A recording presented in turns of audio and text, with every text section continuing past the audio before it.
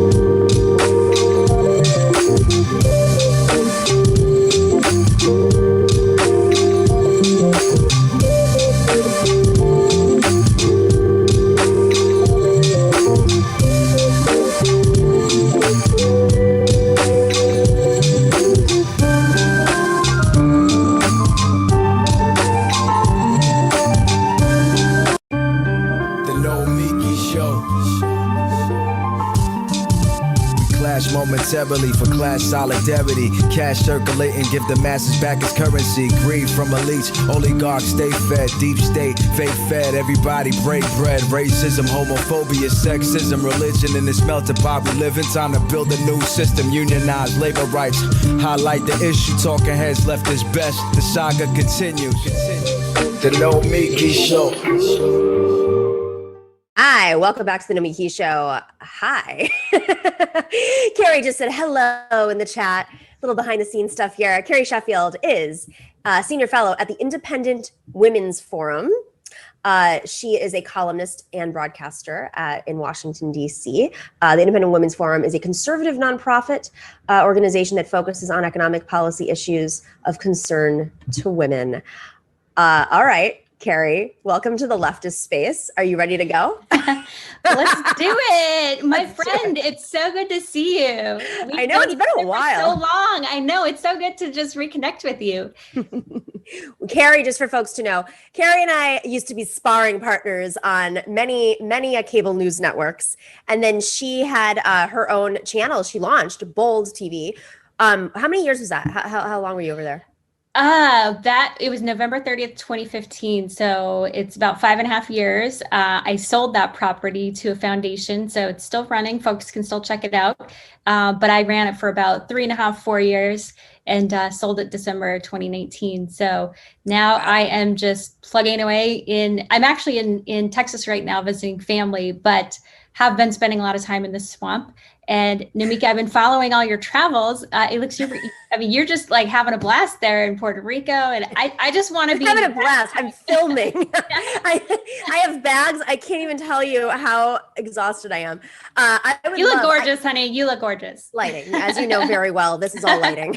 Yes. Get off the camera. People are like, oh, Nomi, get some sleep. I would love to be saying that it was, I'm gallivanting, but I'm filming. Even this morning, we got up so early to go film somebody. It's just been but it's good work. I shouldn't complain. I could be doing it in the tundra, and instead we decided to do a documentary in Puerto Rico, which has a lot of problems. I'm not going to denounce it, but it does help that I've been getting a tan while I'm out shooting. Yes, you are totally right. I went to Antarctica actually a few years ago.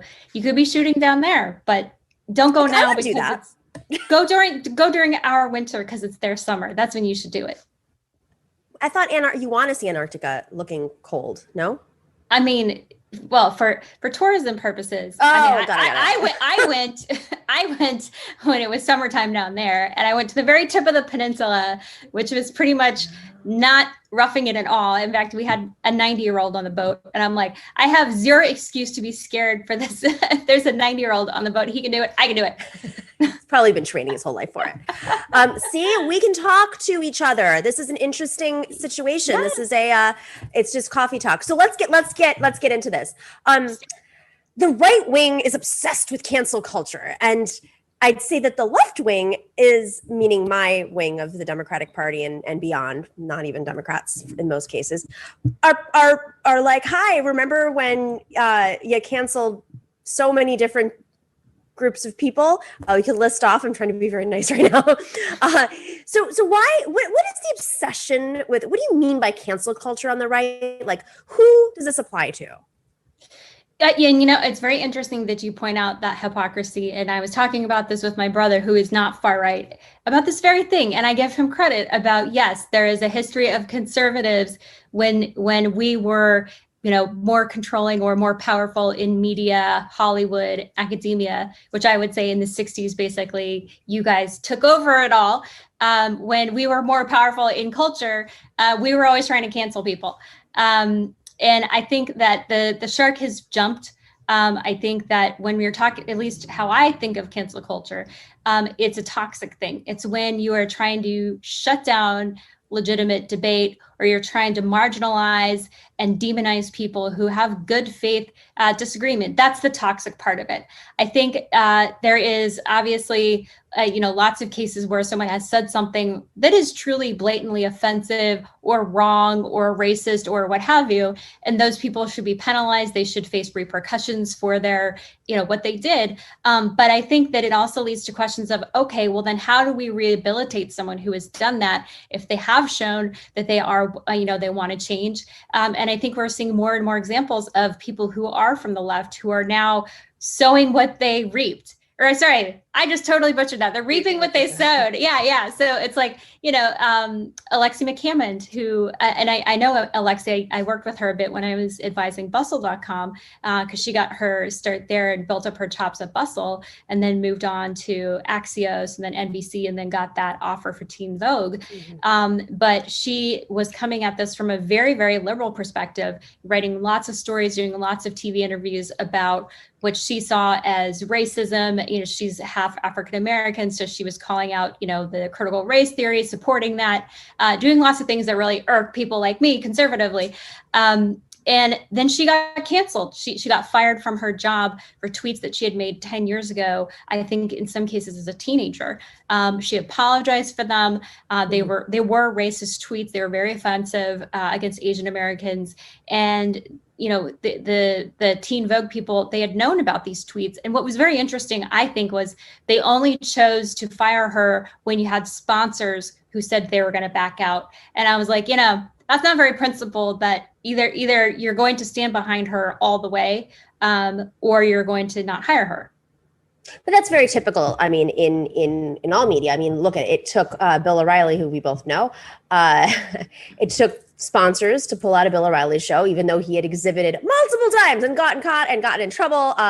Many forms of behavior that were investigated inappropriate. Other women lost their jobs as a result, but it took the sponsors to get. That's sort of unfortunately a new form of a theory of change for many, not just on the left or right or wherever. It's how do you demonetize somebody so that they can't exist in universe and support themselves and also push their message. So I want to go back to something though, because you mentioned how the left controls the media, and I have to tell you, I don't buy this for a whole lot of reasons. I don't buy this. I think a lot of people don't buy this.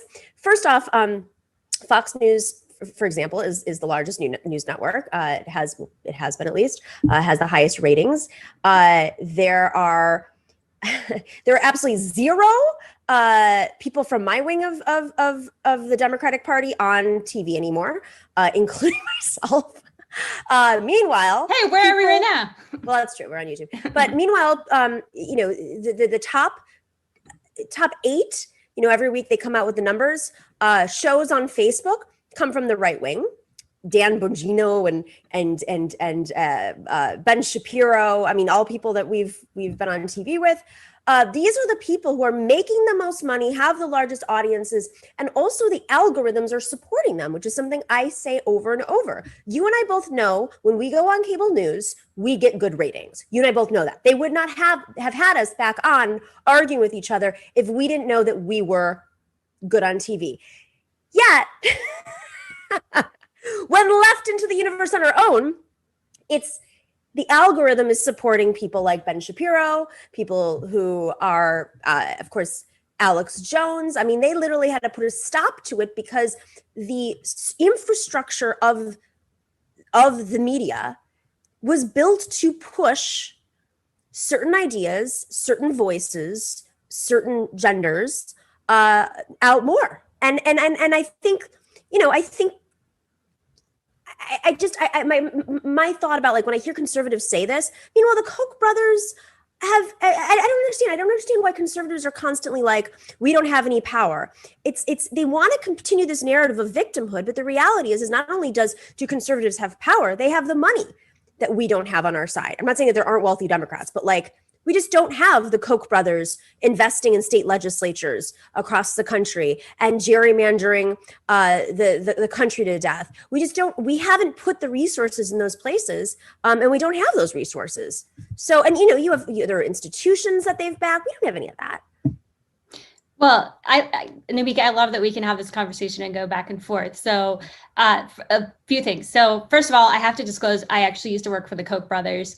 I helped them with their millennial outreach. But let me tell you, Nomiki, in 2020, they actually said, we are going to support Democrats. And they did. They said we're frustrated with what's happened. Trump and Charles Koch were going at it. So if you want to say that they're monolithic, they're really not. I haven't worked for them for several years, but did they support Joe Biden though? Did they support Joe Biden? I don't know if he's publicly said who he voted for. It's a good question. I'm sure our that's different voting. Yeah, but they I think they were agnostic as far as financial support. But I want to say, as far as the social media and monetizing, as you and I both know, an audience on social media is a lot harder to monetize. So yeah, maybe Bongino might be getting a lot more eyeballs on social media and Ben Shapiro.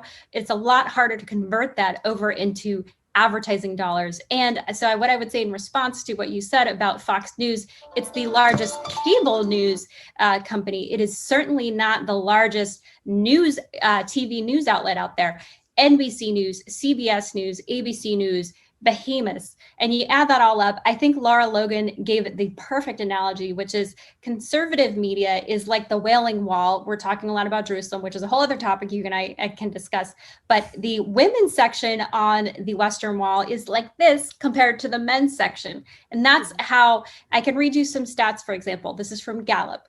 Gallup found that trust in media has fallen among Americans. It was 70% during the time of Nixon. It's only 40% trust in media and confidence in the honesty of the media. That's a 30% drop. And he said the biggest drop was among conservatives and Republicans. So they're the ones who feel, as myself, frustrated. And when you look at the actual self-identification of people who work in the media, so here's something from Pew.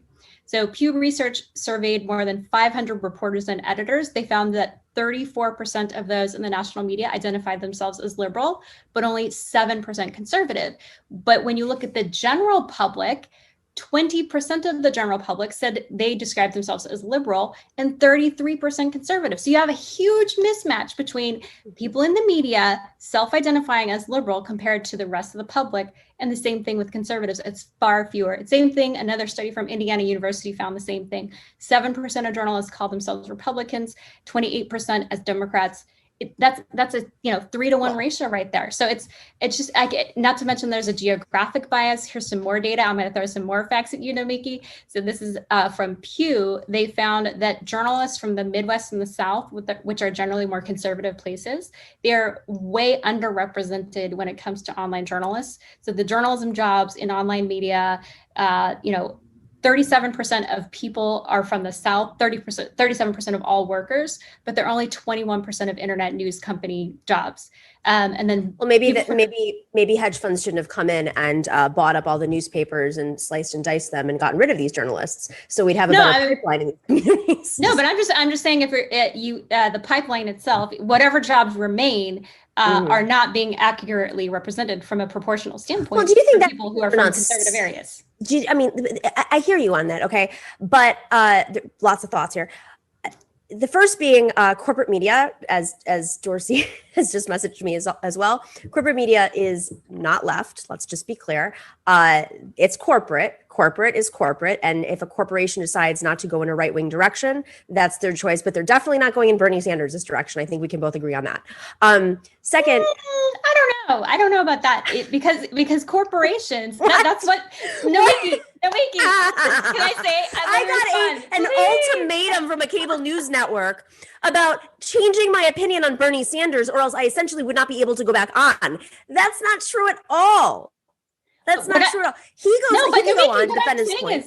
What I'm saying is Joe Biden's $6 trillion plan to completely reconfigure the economy is actually a Joe Biden or a Bernie Sanders kissed plan. I mean, I don't know what more you want, Nomiki. Joe Biden has embraced what you want. Not to mention, the country is starving, and you have to actually fix it. You can't just funnel it into projects like listen, tax breaks for the wealthy. I mean, this is we have moved so far right that something that most presidents would have done, including Nixon, investing in infrastructure, which should not be a debatable thing at this point in our, I had a flat tire today because I went into a gaping hole in Puerto Rico, and I'm sitting here going, because nothing is being funded. And this is, so this was never controversial, but we have moved so far right that now suddenly things that were not controversial under Nixon is controversial. It's not a Bernie Sanders plan. It's a responsible leadership plan. The country is starving. It's in shambles. It's falling apart. You know, not everybody has a helicopter that they can take to their meetings. But Nomiki, the problem is that Biden's plan was less than 6% actual infrastructure. It's like, where's the beef? Where's the infrastructure? He wrapped it into this $6 trillion spending plan that he wants us to. So it's like, yes. And in fact, the Republicans who met with him yesterday, they said, okay, let's define what is the definition of infrastructure. It is not all these other things like, the giveaways that are going to go on our shoulders. Like the debt that's going to go when, I don't think that government should be in the business of, we should have families raising children. It shouldn't be the government going in there and telling you how to raise your kids. Whoa, but he wants to do more of that. No, he wants to give funds to people so they can get back to work. They're not sending in nannies to your house and nannying you. No, not to mention. Okay, let me tell you something else. Which I think you'll actually find this to be interesting. So the Biden plan says that families earning 1.5 times their state median incomes will pay no more than 7% of their income on childcare. You know what 1.5 times the state median income is? That is not poor. So in California, that's $121,000. In New York, that's $108,000. But the thing is, that's the same no matter where you live. It doesn't matter if you live in the core urban area or you live out in a rural area. You're basically going to get a lot more money. It's all a one size fits all plan. So basically, this plan is going to be subsidizing wealthy families and getting them tax subsidized debt. Like I said, that's going to be on our generation to pay for these rich families so they can have free childcare. I have a problem with that. And I don't think that has anything to do with infrastructure. But let me respond directly to the point on cancel culture as far as corporations. Because you said that corporate media is not conservative media. And that's a big issue that a lot of conservatives have right now, is seeing the direction that corporations have been taking. So I just did a post yesterday for the Washington Examiner, which has got a lot of success on the internet and is conservative leaning. But so I acknowledge this for us. But Walmart is now putting critical race theory in its employee training handbook. And critical race theory is toxic. It's divisive. It pits different racial groups against each other. And that's not conservative. And you're seeing it over and over in corporate, whether that's Disney, NBC does it. I mean, it's everywhere. So I don't think that conservative equals corporate right now, especially. Well, definitely financially corporate. And I think our version of the left understands the intersection between how corporates exploiting workers, which generally are the majority are low wage workers, are women and people of color, and in some cases immigrants, and the business model of their corporations, and of course the media skirts away from topics that highlight these inequities in our country. So there's a lot to unpack there. Carrie, what I find really fascinating about the right now is a sense of disempowerment. Do you're talking about the debt, and I love when Republicans bring up the debt, because when you talk to voters, no voter, unless they're above a certain income level, brings up the debt, and especially not right now when the country's dealing with their own personal debt. Most voters don't go to the polls and vote on the debt. They vote on the potholes. Literally today, I was like, I will vote for whoever fixes that pothole. You got me. But they vote on the potholes. They vote on healthcare. They vote on whether or not education is being funded. They vote on the bread and butter issues that most Americans are dealing with right now, and those are healthcare.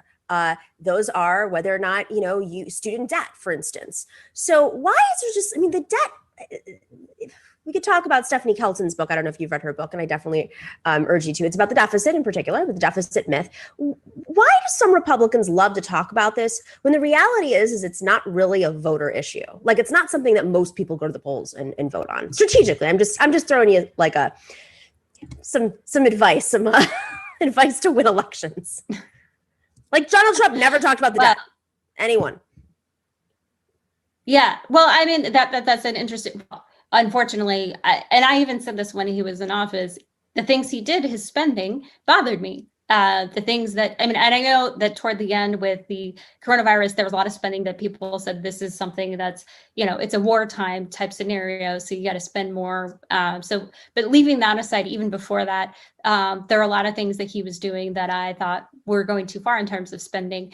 But for debt, I mean, it should be on everyone's mind. It should be, because like, if you're looking at, so I was reading about the interest payments on our own. We're talking about interest alone, federal budget.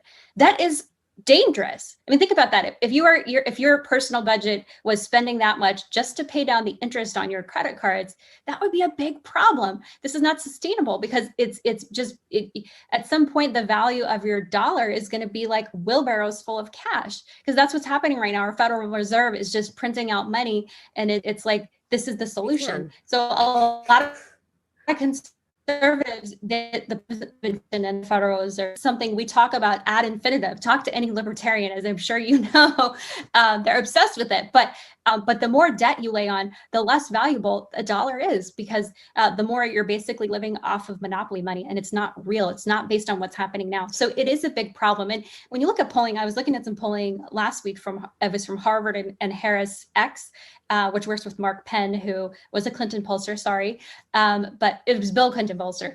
But just to say it wasn't, hard right pollster. So he probably supports your point, because Bill Clinton was obsessed with balancing a budget.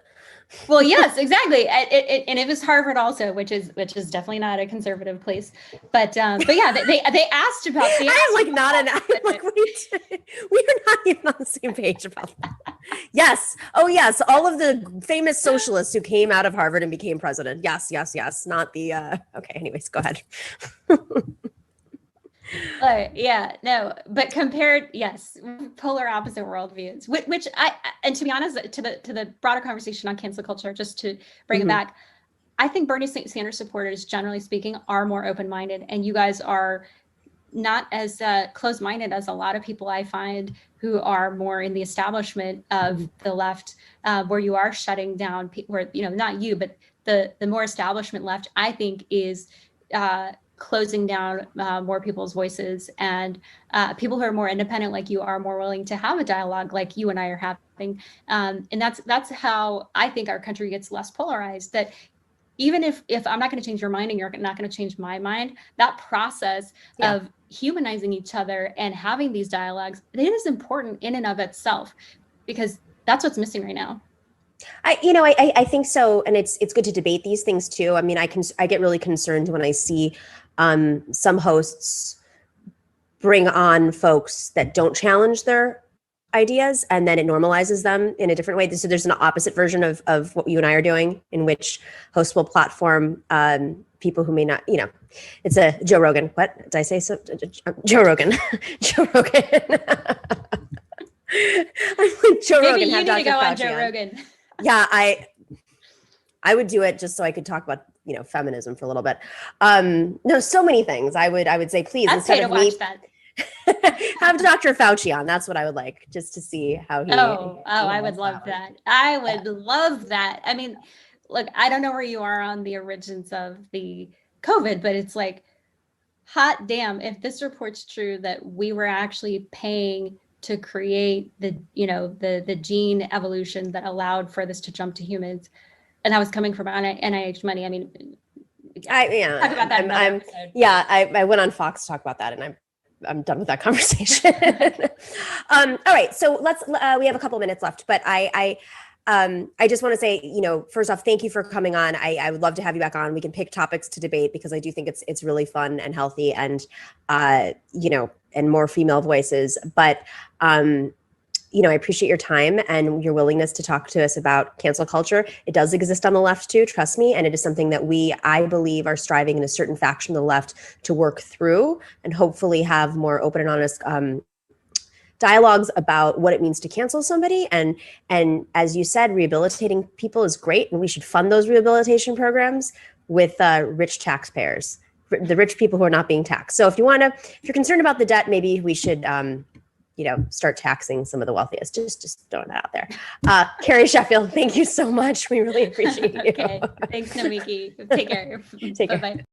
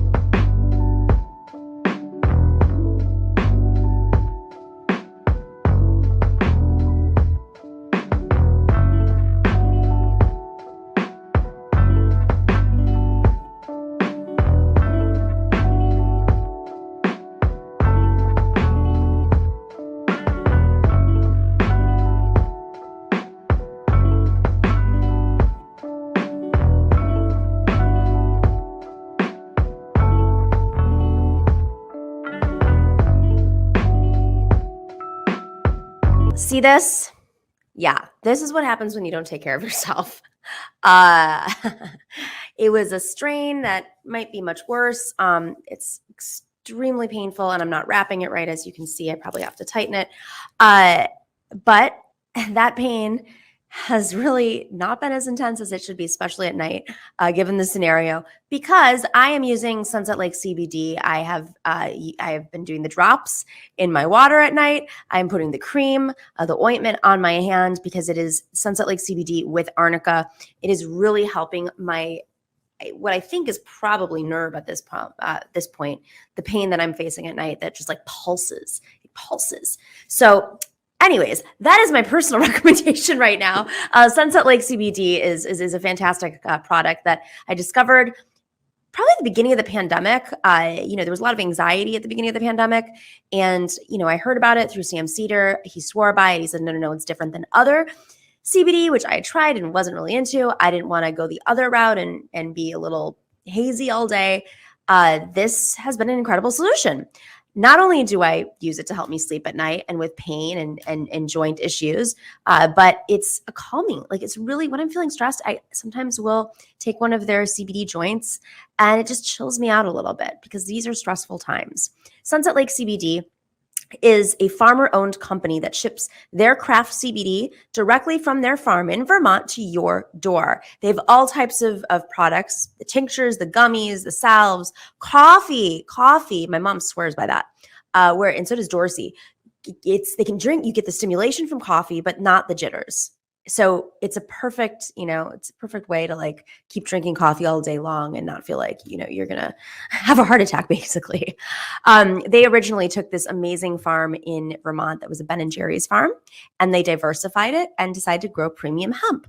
Not only that, they're a great company because first off, when you're supporting them, you're supporting rural agriculture and economy. And in their company, their minimum wage is actually $15 minimum wage, but not just that, their employees own the majority of the company, and they support independent media that supports good labor standards, like our show, the Majority Report and the David Pakman Show. For right now, if you go to sunsetlakecbd.com and you type in NOMI, N-O-M-I, you will get 20% off of your entire order. Just go to sunsetlakecbd.com and type in NOMI, and you will get 20% off your entire order.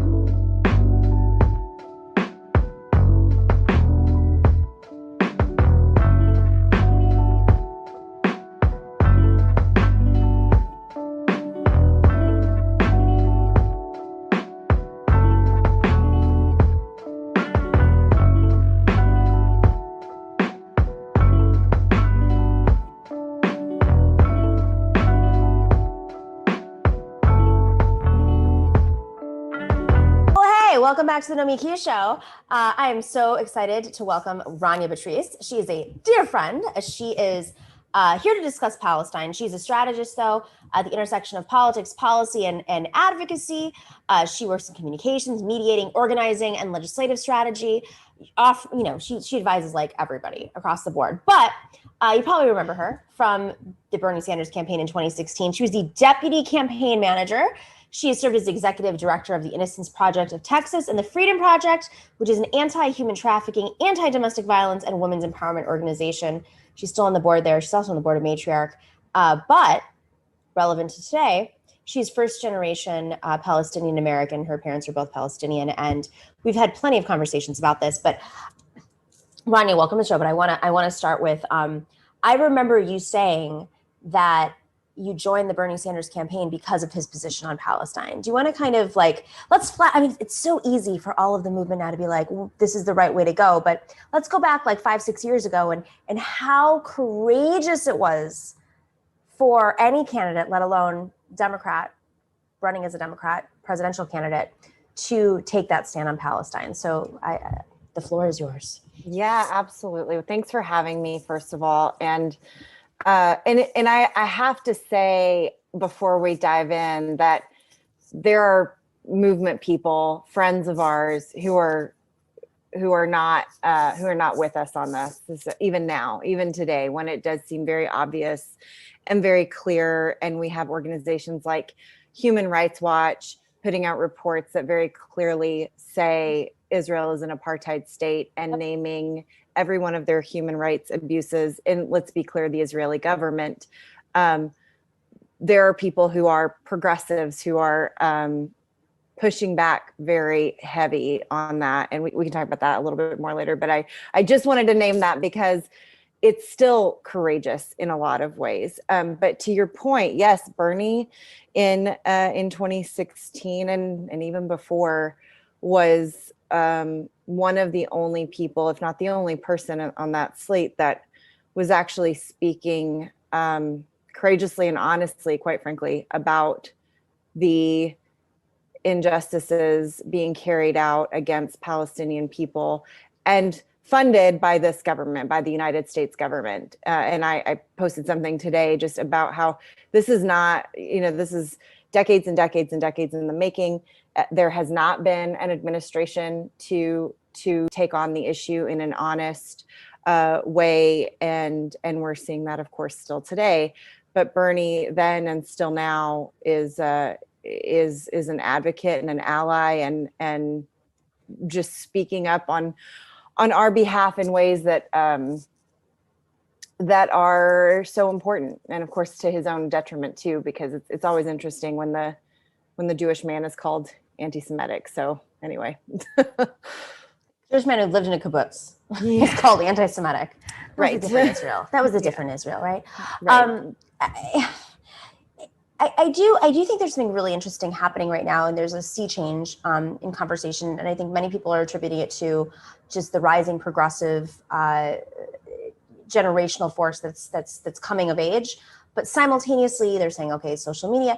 But I want to ask, there is also just like a demographic shift in this country. In the last 20, 25 years, there's been a larger population of Muslim Americans that have come. Children from multiple communities who align with being pro-Palestine for many reasons.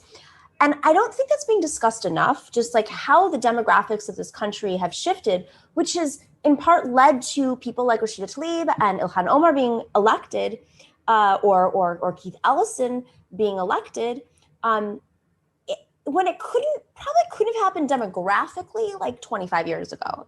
Is there some truth there, or is that just my armchair analysis? I think there's definitely some truth there. I do want to just point out, though, that all Palestinians are not Muslim. All Muslims 100% are not Arab. 100%, yes. Members of my family are Muslim, and lots of my family is also Catholic. And so it's just like, important. And not that it should matter, to be really blunt and honest, it shouldn't matter. But when we see so much of the pushback coming from the evangelical population, I kind of just want to shake them and be like, guess what? Because they so often don't know. But to your point, yes, I do think that there is a demographic shift. there's also, I feel like these youth movements that we've been seeing that are so powerful all across the country and around the world, quite frankly, that have moved the narrative as well. It's one of the things, you and I have talked about this before. It's one of the things I love about young people. They have loyalty to no one, you know, because no one's been there for them. Well, but also they just, you know, they don't care if we're lifelong Democrats or what, or they don't care. They are about humanity. They are about the planet. They just are like, are you with us or not? Cool, we can talk. And if not, then they're gonna, you know, they're gonna have that blunt conversation. So I do think that that's a big part of it. And I will also say, as gutting as this time has been, and again, it's not new. The most outreach that I have gotten just to check on me or to see how they can help, or, you know, all those kinds of things, have been from Jewish allies, which is also very interesting and wonderful, and kind of gives me courage to keep going. I don't want to. I do have a lot of amazing friends who've reached out otherwise as well, who are not Jewish, but I do want to name that because we're seeing a lot of the not in my name kind of thing, and people who are descendants of Holocaust survivors or victims of the Holocaust who are saying, my family did not survive this or did not get through this atrocity, just for us to then turn around and oppress another people. And so I do think there's a lot of different dynamics at play here. Of course, it is a complicated issue. I kind of want to pull my hair out when people say that, and here I am just saying it. It is complicated in that it is not in the same way that indigenous sovereignty in this country is complicated. I mean, this nation was built on stolen land, and no one is saying, okay, we're all gonna mass exodus the United States and give it back to our native siblings, but we are saying justice must be served and self-determination must be a priority. And there are so many intersections between that and what's happening in Israel as well, and in the occupied territories. There is this narrative that, because I am Palestinian, so I'm going to say we want to wipe Israel off the map, and it's such a BS narrative. So this is interesting because I mean, I'm sure we both have friends that are identify as progressive, and probably even in Israel are. I'm speaking personally of people that I know from Israel who identify as progressive in Israel, who condemn the Netanyahu government, the right wing. Here, stand with Black Lives Matter. You probably supported like Elizabeth Warren. I'm not going to go as far as say Bernie, but I've been really kind of surprised to see. I've gotten messages from them, and I resist responding, frankly. There is this. It's they condemn the behaviors of Netanyahu, but they still buy into this Hamas mindset. And so I want to kind of like break that apart a little bit and get into the weeds here about where Palestinians generally stand. I'm not like, you can never generalize anybody, but what is the relationship between Hamas and the Palestinian people? And I mean, of course, that's the excuse that the Israeli government gives. I mean, we see the videos where kids on the street are like, they're like throwing rocks. I mean, I'm watching. Like, well, and let's be honest, Israel bombed the AP building in Gaza.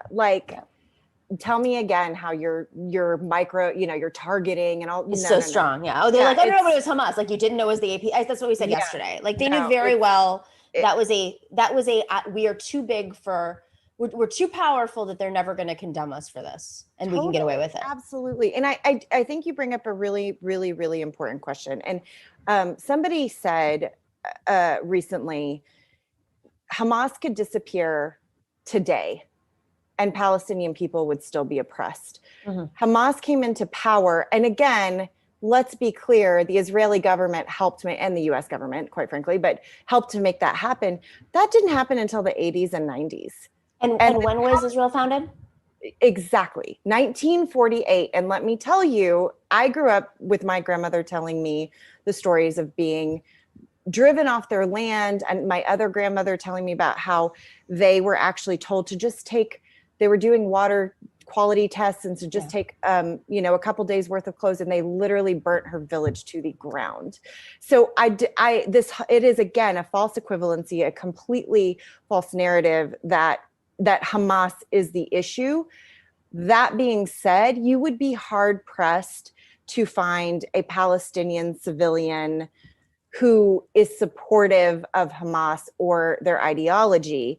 I mean, and I think that is a really, really important point, because with all this like whataboutism that happens and we're seeing today, and I often say, listen, do you want to be judged on the basis of Donald Trump? I know I don't, but this country elected him. And the same thing with George W. Bush. We like to, pretend like that was the glory days or something. And the reality is, a lot of what we've kind of come into, there's a lot of different reasons, but that was an atrocious administration as well. I didn't want to be judged for that administration either. And anyway, so it's just absolutely absurd. It's hypocritical and deeply disappointing, because to your point, the messages from the friends and the whataboutism and the excuses it's sort of like you expect it from certain sides of things, not to get too overly political here, but when it's sort of your friends and your allies and the people who will call me first when they want to do something in the justice space in the US are also the ones who are making me justify my existence and the existence of my family and my people. And it's just, and it's totally lost on them. So then you're sort of like, do I continue banging my head against this wall? Well, and it's like, let's just be clear. Like the reason why, I mean, from my perspective, and I'd love to hear yours, the reason why Biden is even kind of speaking out after, of course, he sent military aid. Let's remind folks of that just 2 days ago. But he's moving so quickly because the outrage is so extreme, partially because Donald Trump was just so over the top. I mean, he helped kind of facilitate this by Netanyahu's sort of buddying up with him, made it so that Netanyahu is now toxic, like in a way that he wasn't 4 or 5 years ago with the neoliberals. Like they did it to themselves. Yeah. Well, and it's really, you almost have to laugh so you don't cry. I mean, but Donald Trump was the most useful idiot to Benjamin Netanyahu. I mean, like, it was so clear. But what's really incredible is there are Democrats across this country running for office right now who are copying and pasting Donald Trump talking points on Israel. And that is disgusting to me. And I know some people can separate emotion and all. I'm obviously not that person. That. I am just, I can't wrap my head around. I don't understand where exactly did reality just drop so far off that there are people within the Democratic Party who are cool with that. They're okay with that. And I'm not exaggerating. They went on an AIPAC conference to Israel and they drank a lot of wine and partied in Haifa, and it was just so much fun. That was it. Sold. Yeah, absolutely. But then, and there's a lot of money, and I'm sure you've probably seen this too. The settlers that are being funded to go steal the land and the homes of Palestinian people, that funding in large part is coming from corporations and entities in the United States. And it's really, really incredible. So do you think this is a sea change? Hypocrisy. I think, I hope so. I sort of vacillate between being a little bit hopeful and getting, like I said, the messages from Jewish friends and allies, and feeling like, oh my gosh, like this is such a big deal that even 10 years ago we wouldn't have seen this, to feeling completely helpless and devastated at the commentary. And again, just you were mentioning the Biden administration, and we're just seeing it's more of the same, and thankfully we see AOC speaking out. It's just a resolution, but it's still a resolution to stop the additional arms sales, because that's what Israel needs, is more bombs, right? And so we're seeing these things, and even I feel like I'm all over the place because there's so many different things going on. But on the floor of Congress, we have seen some really incredible speeches being given by some unlikely folks as well.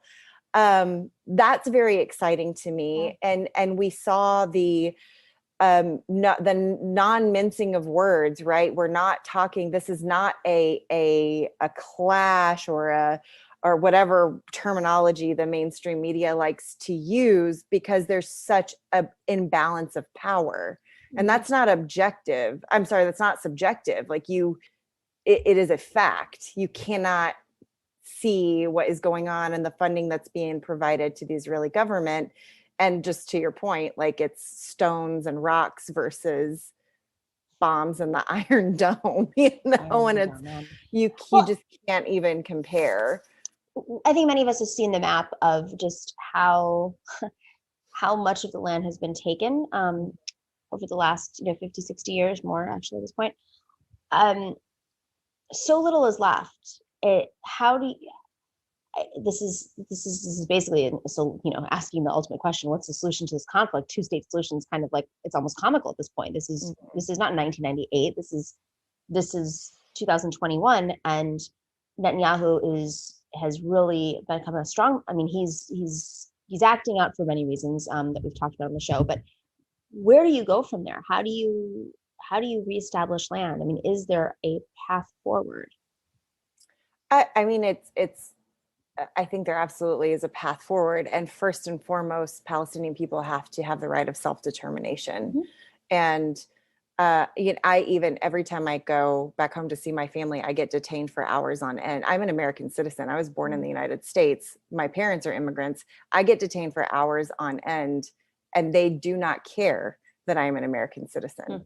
And I'm Palestinian. That's all that matters. An outspoken Palestinian at that. So they especially don't really care for me, but c'est la vie. So, and it's 1,000 times worse all day, every day for people living in the occupied territories who are just trying to, get to work, go to the doctor, take their kids to school, all of these kinds of things. And they are treated like cattle. And at any given day, at the whim of the IDF, the checkpoint gate might change. They'll close them all down except for one. Right. Strip searches regularly happen. I mean, the abuse and the brutality that is experienced on a daily basis it's inhumane. Yeah. And and then there's all the propaganda around it. I actually had somebody say to me, oh, outside the West Bank, there's a sign that says Israelis enter at your own risk. That sign is written in English to deter tourists from going to the West Bank. And it's so blatant, but also so clever. You know what I mean? And they don't want people to see Palestinian people just living their lives as human beings, just like everybody else is trying to. They want it to be this scary place where it's violent and all of those kinds of things. And it's just not true. And I'm saying that not from anything except for my own firsthand experience. My family is still there. We go, in the before times, obviously pre-COVID, we go there. We still have a family home there. We still have a family all over the country. And it is just, it's really, really insulting. And I think the first step absolutely has to be humanity, just the humanity that has not been afforded to Palestinian people since 1948 has to be the first and foremost. Rania, thanks for joining us today. Rania Patrice. Thanks for having me. We appreciate your honesty and your, it's very personal. So I hope your family stays well and safe, and talk to you soon. Thank you.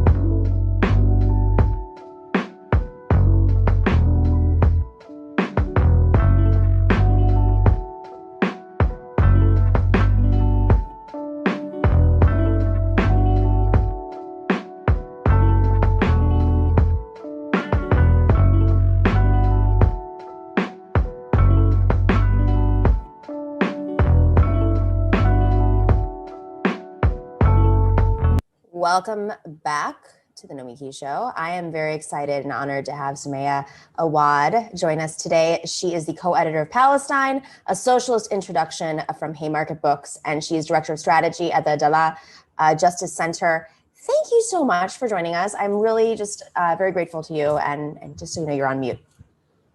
Thanks so much for having me. It's really great to be back. So this is a, what day are we on now? Day 11, 12 of the well, there's a ceasefire, but let's start with that. What does a ceasefire look like? What's the reality of that? How did it happen behind the scenes, as far as you know? Well, I mean, the first thing to say is that this ceasefire just means that Israel stopped its carpet bombing of Gaza. It doesn't mean that it's stopped its blockade on Gaza. It doesn't mean that it's stopped the police brutality we're seeing right now in Jerusalem happened just today, despite the ceasefire. Mm-hmm. It doesn't mean that it's ended its occupation of any of the Palestinian cities and towns and villages that is continuing to occupy, or that it's ceased its control of Palestinian people or its oppression. So it's actually a very, very small win in the grand scheme of things, which is that it's just not bombing Palestinian families every day, nonstop, day and night. So that's the first thing. I think that the reason the ceasefire happened is because of actually the resistance that Palestinians put up. The fact that there were protests across Palestine, across occupied Palestine, which hasn't actually happened in decades, where in Gaza, in Jerusalem, in the West Bank, in 48 occupied Palestinian cities in Israel, rose up together with a unified call saying, we demand the end to the settler colonial project. We demand our freedom, our liberation from the river, from the Jordan River to the Mediterranean Sea, which is all of Palestine, mm-hmm. which is what Israel colonized in 1948 and is continuing to colonize today. So I think it's their resistance that pressured Israel. I think it's the protests we saw here in the US across the country, where hundreds of thousands of people rose up. And I think all of this also pressured Congress to act. So the resolution that was brought to the House by Alexandria Ocasio-Cortez, Rashida Tlaib, and Mark Pocan, saying we want to stop this latest arms deal, this $735 million in weapons to Israel. We want to stop that. And Bernie Sanders just yesterday introduced, accompanied with a motion that was brought to the Senate floor and that now the Senate has to vote on. I think all of this was pressure on Israel to agree to a ceasefire. And of course, Netanyahu has been exacerbated. He's worried about his own political situation. So there are these political forces that we've talked a lot about on the show in terms of the dynamics that have led to this recent set of attacks that, you know, to any sane person seems out of his mind. The fact that this sophisticated military that has advanced weaponry that can, knows exactly who they're targeting, thinks it's totally fine it's not fine to bomb anybody, let's just be very clear, but in the political context, it's fine to bomb journalists because, it's the arguments they're not being, the old stale arguments are not being bought by the general public and the political community now. But it seems as if he's only pushing that far, not because he's completely out of touch, but because his own situation in his own country is so tenuous. Do you think that Netanyahu will get through this and that this situation with the ceasefire, was it a Band-Aid? Is he just going to kind of weather this crisis and continue on, but scale back a little bit? I mean, did you see what I'm saying here? Like, yeah. Is this a tipping point, or is it really just like they're gonna do whatever they can to get through and then continue on? So I think it was definitely a defeat for Netanyahu. And that's why people like Israelis, Jewish Israelis, are frustrated and are angry, because this was a defeat. And it's happening at a time where right now in Israel, the Israeli population is increasingly right-wing. And that's really saying something, right? Because it's a settler colonial state. So, the settlers are right-wing because of the nature of what they're doing there, the fact that they're on this colonized land and participating in this colonization project, but they're increasingly right-wing and unabashedly so. So there is no left in Israel anymore. It's so small, whatever anti-Zionist formations exist, that they don't actually have any power or any sway. And I think what that means is Netanyahu has been trying to figure out how to respond and keep this right-wing happy. And that's part of the reason why he bombed Gaza, part of the reason why the police brutality we're seeing in Jerusalem, in Haifa, in Lid, and in the occupied West Bank has really increased. The fact, like you were saying, they're shooting journalists, like point blank. They're shooting journalists on TV, like, the journalist is recording as they're being shot. Or in Gaza, that they shot down, or they bombed this media tower, that they bombed roads leading to hospitals. I think it all shows this crisis that's actually unfolding in Israel. And what Netanyahu's going to do, and Benny Gantz, his rival, although they both agreed about the bombing in Gaza, I actually think that we're going to have to see what happens, because they have one of two choices. One is that internally it's going to fall apart. Israeli society is going to fall apart, and it's going to allow for this opening of Palestinian resistance and unified Palestinian resistance, but that will come at a cost. Already 200 people have died in Gaza. Already a 17-year-old was shot and killed during protests in al-Fahim. 17 years old, shot in the head. So they knew what they were doing. So I think it's going to become more right-wing, and Palestinians are going to pay a price, but it also means that there's going to be renewed resistance. And I think there's this awakening that's happening where these Palestinian youth are really leading the charge. It's not connected to the Palestinian Authority, to the PLO. It's not connected to any particular political party or so-called Palestinian leadership. It's actually just Palestinians on the ground. And then, of course, in the diaspora, organizing and pushing for our liberation. Staying on politics for a second, what is the dynamic right now between the PLO and the people of Palestine? I mean, there's the talking points. We know that there's a heavy leaning towards, the propaganda that's coming out. So let's let's like give people tools. What is really going on? What is, are the Palestinian people what are the political dynamics internally, I guess is the best question to dismantle the talking points. So I think there's actually no trust in the Palestinian Authority right now by Palestinians, or at least the majority of Palestinians. There's definitely, the Palestinian Authority does not have a popular mandate in any way, shape, or form. And that's actually part of the reason that they canceled the elections that were supposed to happen in May, that were supposed to happen around now, actually, that were canceled. It's because they know they wouldn't win. The parties in place, Fatah, would not win. And it's because they're so corrupt. They take a lot of the funding that comes in. There's this whole NGO complex that is just disastrous and has been disastrous for the majority of Palestinians who are workers, who are refugees in Palestine. And they also coordinate and cooperate with the Israeli security agencies to detain Palestinians, surveillance, and otherwise. And that's why in Sheikh Jarrah, which was sort of the center of what triggered what we've seen in the last 2 weeks, when a member of the PA was going to come visit, as sort of like a political figure, the community in Sheikh Jarrah said, we don't want anyone that cooperates with the Israeli security to visit us. And they actually released a statement about that. And this is really, really important, because it's this new chapter in Palestinian resistance. And as the strike that was organized on Tuesday this week, the Unity Intifada is what it was called, where over 2 million Palestinians participated. In their manifesto that they released, they specifically said, this is Palestinians on the ground across Palestine rising up together.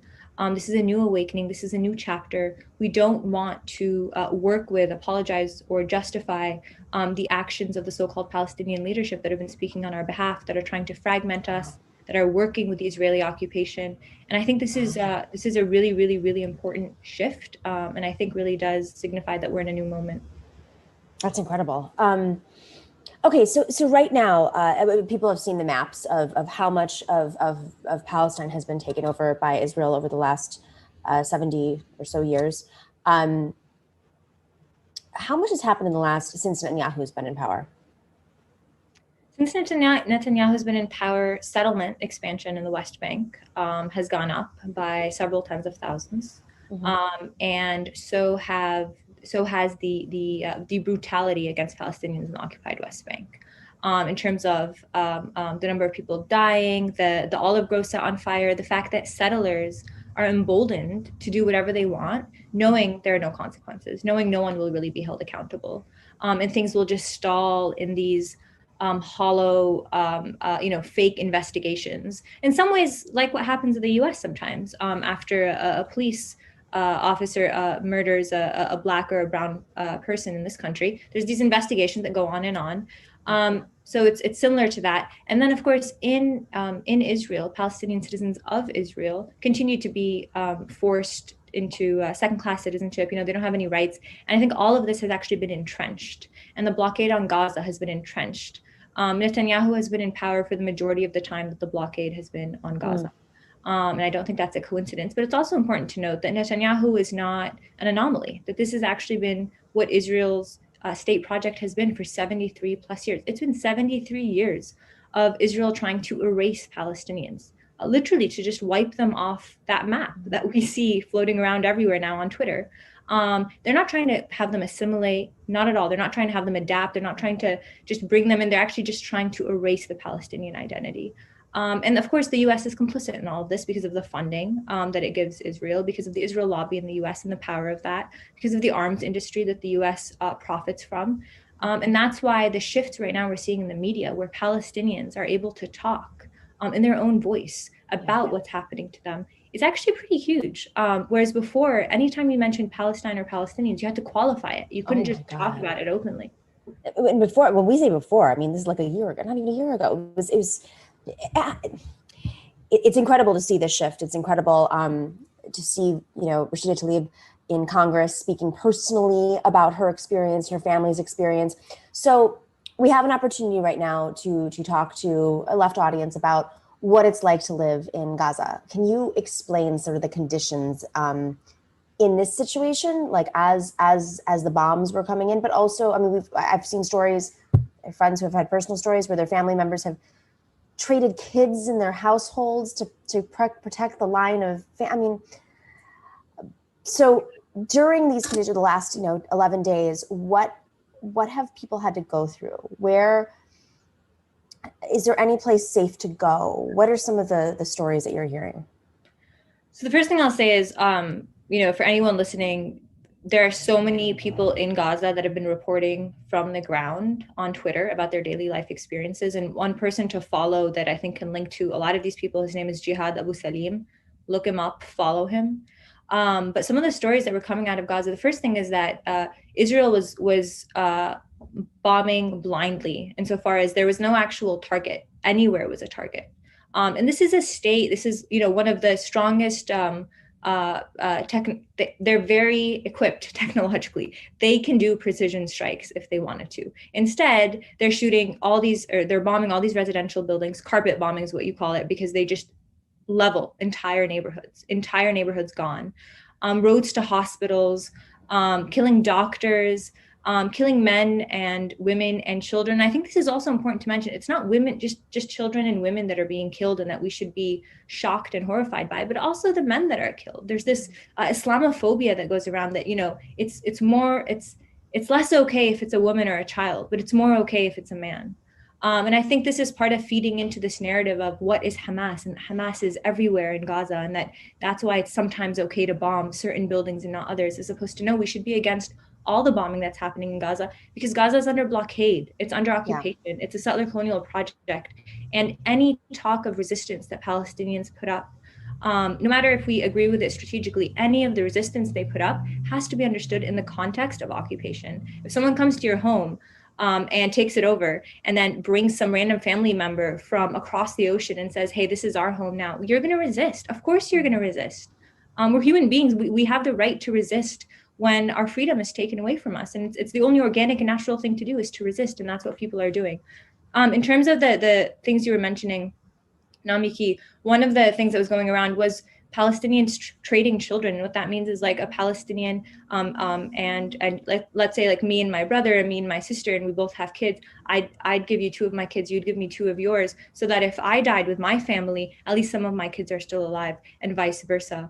And also people wrote about how, there's been 3 major attacks on Gaza before this one, 2009, 2012, and 2014. And in 2014 in particular, it lasted 51 consecutive days. And a lot of people were thinking this was going to be just like that before the ceasefire was announced. But during the first few days of the bombing last week, some people in Palestinian Gaza went on Twitter and were writing how there was a 20-minute interval that they said was worse than the last 3 attacks on Gaza combined.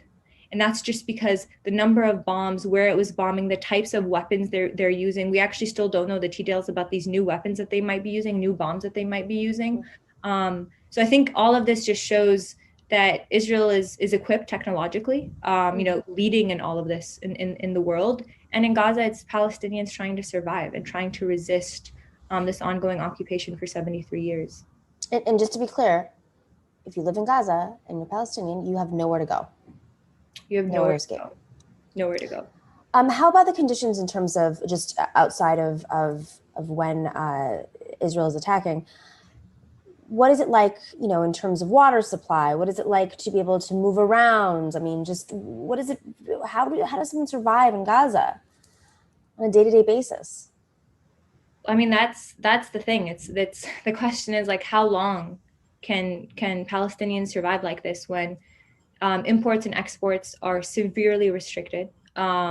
Really random things are put on lists that on blacklists. Israel says these can't be imported in. So for example, in 2014, when the bombings happened, when Israel led this 51-day assault on Gaza, a large percentage of Gaza's infrastructure was completely dismantled, completely ruined. I mean, just razed to the ground.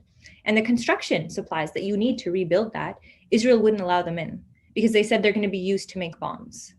And so it's like you level this entire area of land where 2 million Palestinians are living. It's one of the most densely populated places on earth.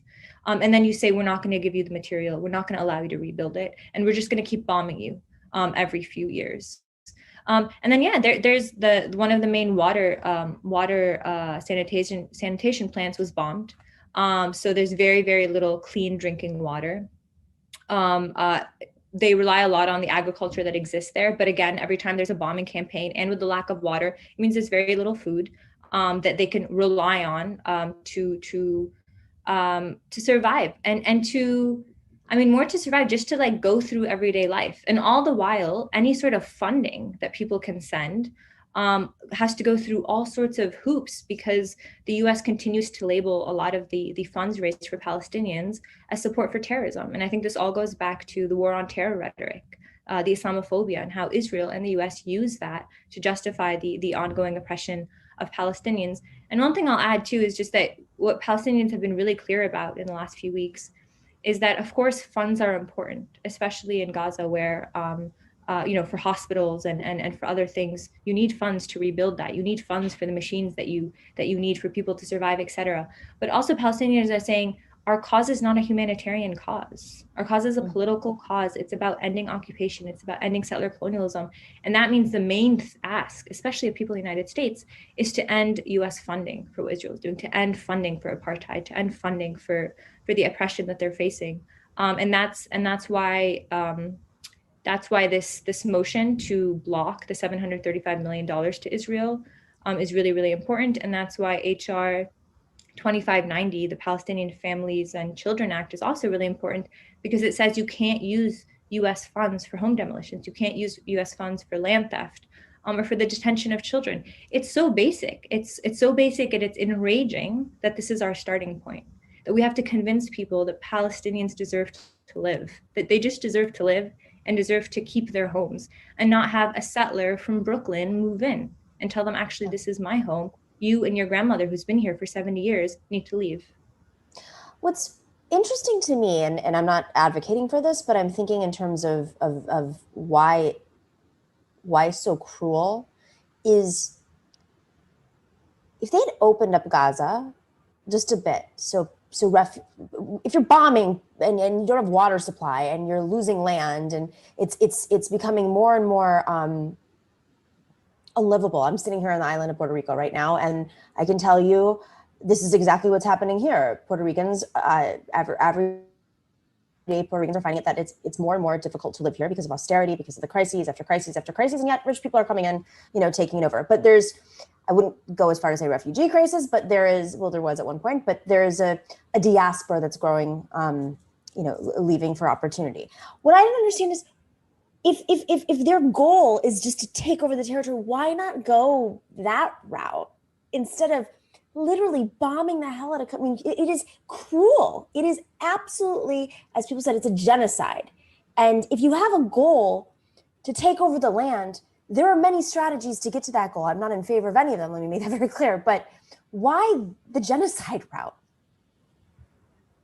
Well, I think when it comes to Gaza at this point, actually, I think Israel wishes that Gaza just didn't exist. I don't think they even are concerned with taking that land at this point because they have the coast, they have the fertile land. I think what they want is to quite literally just erase it from existence because it's a thorn in Israel's neck, it's or side, whatever that phrase is.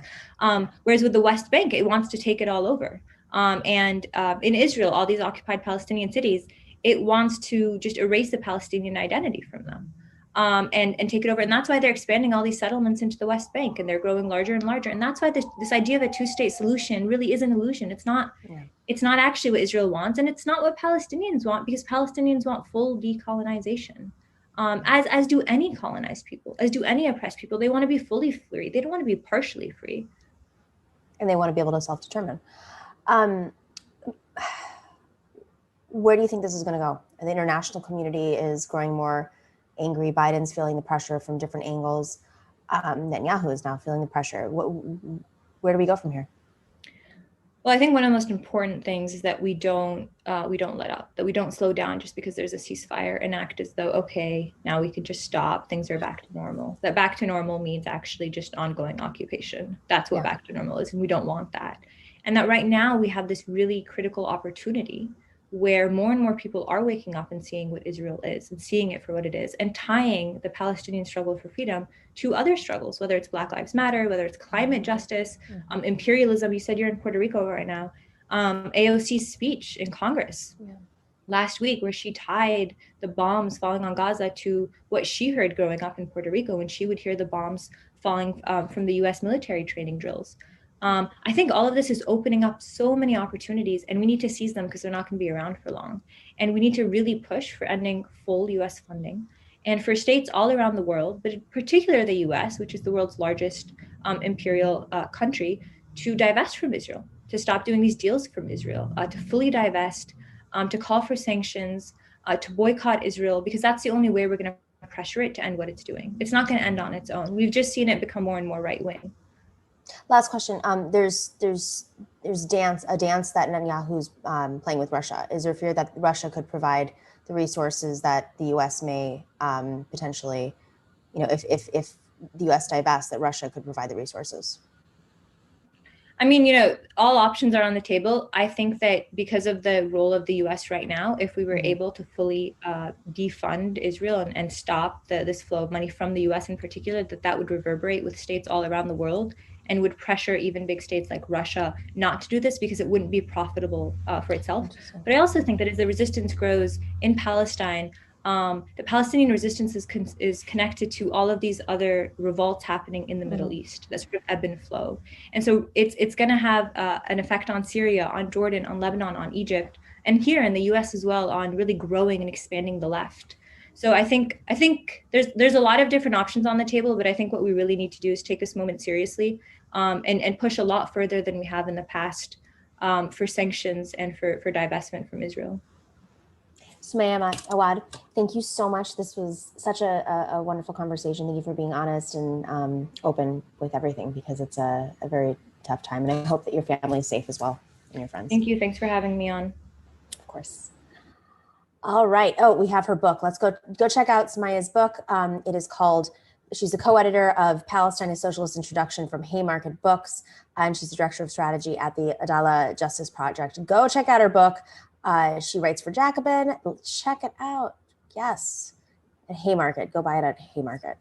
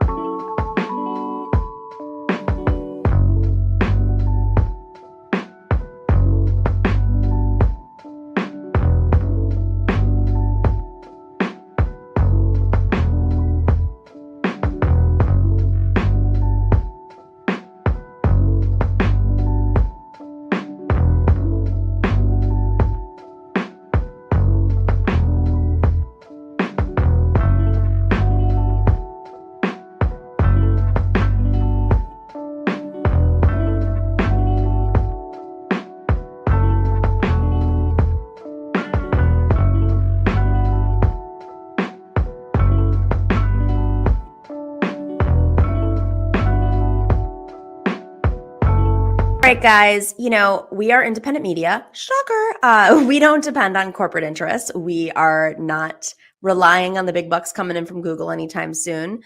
They have definitely not been helping out the left media over the last year and a half. So we are relying on our loyal listeners, the ones who tune in regularly or try to tune in regularly and are committed to supporting progressive independent media. Because let me tell you something, if it doesn't financially work, we don't exist. This is an operation. We have producers. We have to buy lights and sound and all sorts of stuff. It's a lot of work. It may look easy. You know, some folks like to sit there and stream for 32 hours straight. We actually put a lot of thought into our show and have really incredible guests, but we're able to do that because of our patrons. And it is not only hard to be on the left, it's also very hard to be from marginalized communities, and women in particular are really getting hit hard in the media. So you are definitely our patrons, literally our patrons. If you are not already a patron and you can afford to do so, maybe now's the time. Now is the time. Go to patreon.com/The Nomiki Show. There's lots of swag available to certain patrons. You can get a mug, you can get a bag, you can get some stickers. We have exclusive content. We're going to be doing some meetings in a couple of weeks exclusively for our patrons. Go to patreon.com/The Nomiki Show. And if you are not already listening to us on the other platforms, you can find us on Apple Podcasts, iTunes. You can find us on the whole array.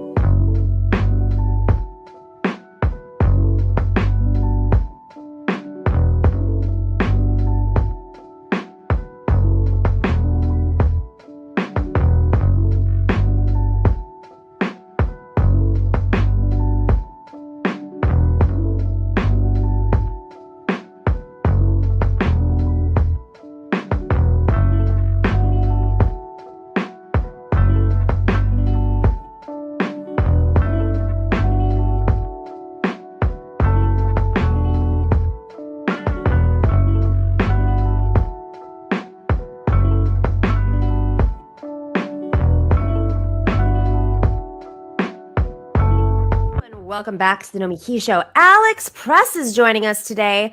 Alex is a staff writer at Jacobin.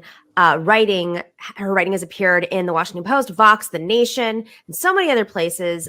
She is definitely focused on labor. And recently, she wrote a piece called Baristas of the World Unite in Jacobin.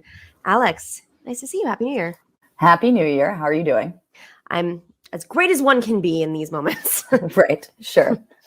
So I'm really excited to see the momentum around baristas. As I'm sure many do, I have dear friends who are baristas who I was talking to one the other day, and she was telling me how she sees her work as a craft, as an art. And you know, Jane McAlevey is an amazing writer and organizer, and she always talks about the dignity of work. And when I heard her say that she is so passionate about the work she does, and it brings there's love of the art, and she, you know, is involved in all these competitions, I thought, this is dignity. This is dignity in work, and this is always what it comes down to. Starbucks, of course, in Western New York they've organized and been very successful in their work and being recognized for their work, and it's definitely the movement is spreading.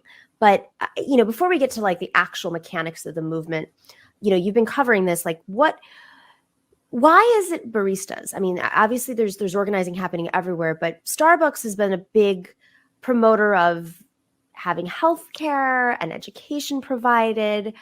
I wouldn't have necessarily thought that the conditions were ripe at Starbucks before maybe other places. What is it about Starbucks that clicked this time around? Yeah, that's a great question. I mean, these are very hard to organize places, right? Small stores with high turnover. This is what part of why the service sector is so hard to unionize, right? People are coming and going so quickly. I mean, Starbucks, there's a couple things at play. One is that for people who want to build the labor movement, Starbucks is a massive employer, right? I mean, we're talking about, I think, 9,000 stores, maybe 230,000 employees nationwide. So once you get a foot in the door, there's a lot of potential if you really can organize across all Starbucks, which is what we're starting to see, which is amazing. I think there's some truth to the fact that the type of people that work at Starbucks might be inclined to unionize. People, there's the stereotype of like the millennial with a college degree who's now working at Starbucks. And that is some of the people who work there. I mean, there are conservatives, there are older people, there are people without a high school degree.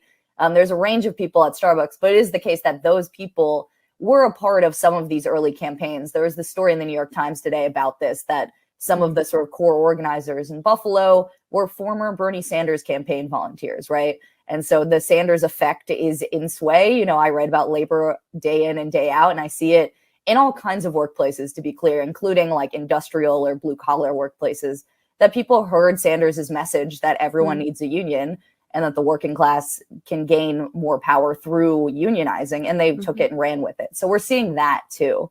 Beyond that, I think that, if you have friends who are baristas, certainly I used to be a barista, and Starbucks had the reputation, despite sort of better health benefits than other sort of independent coffee shops, of being kind of a miserable place to work. I mean, people would always talk about like their Starbucks, trauma or their sort of training from Starbucks, where everything is down to the wire. People are ordering insane things and you have a huge line.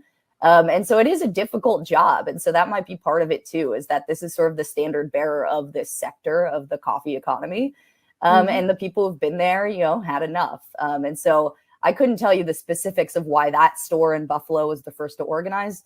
But I can tell you now that, in the past few weeks since they won their NLRB election, other stores have won. Another store in Buffalo has since been declared union by the NLRB.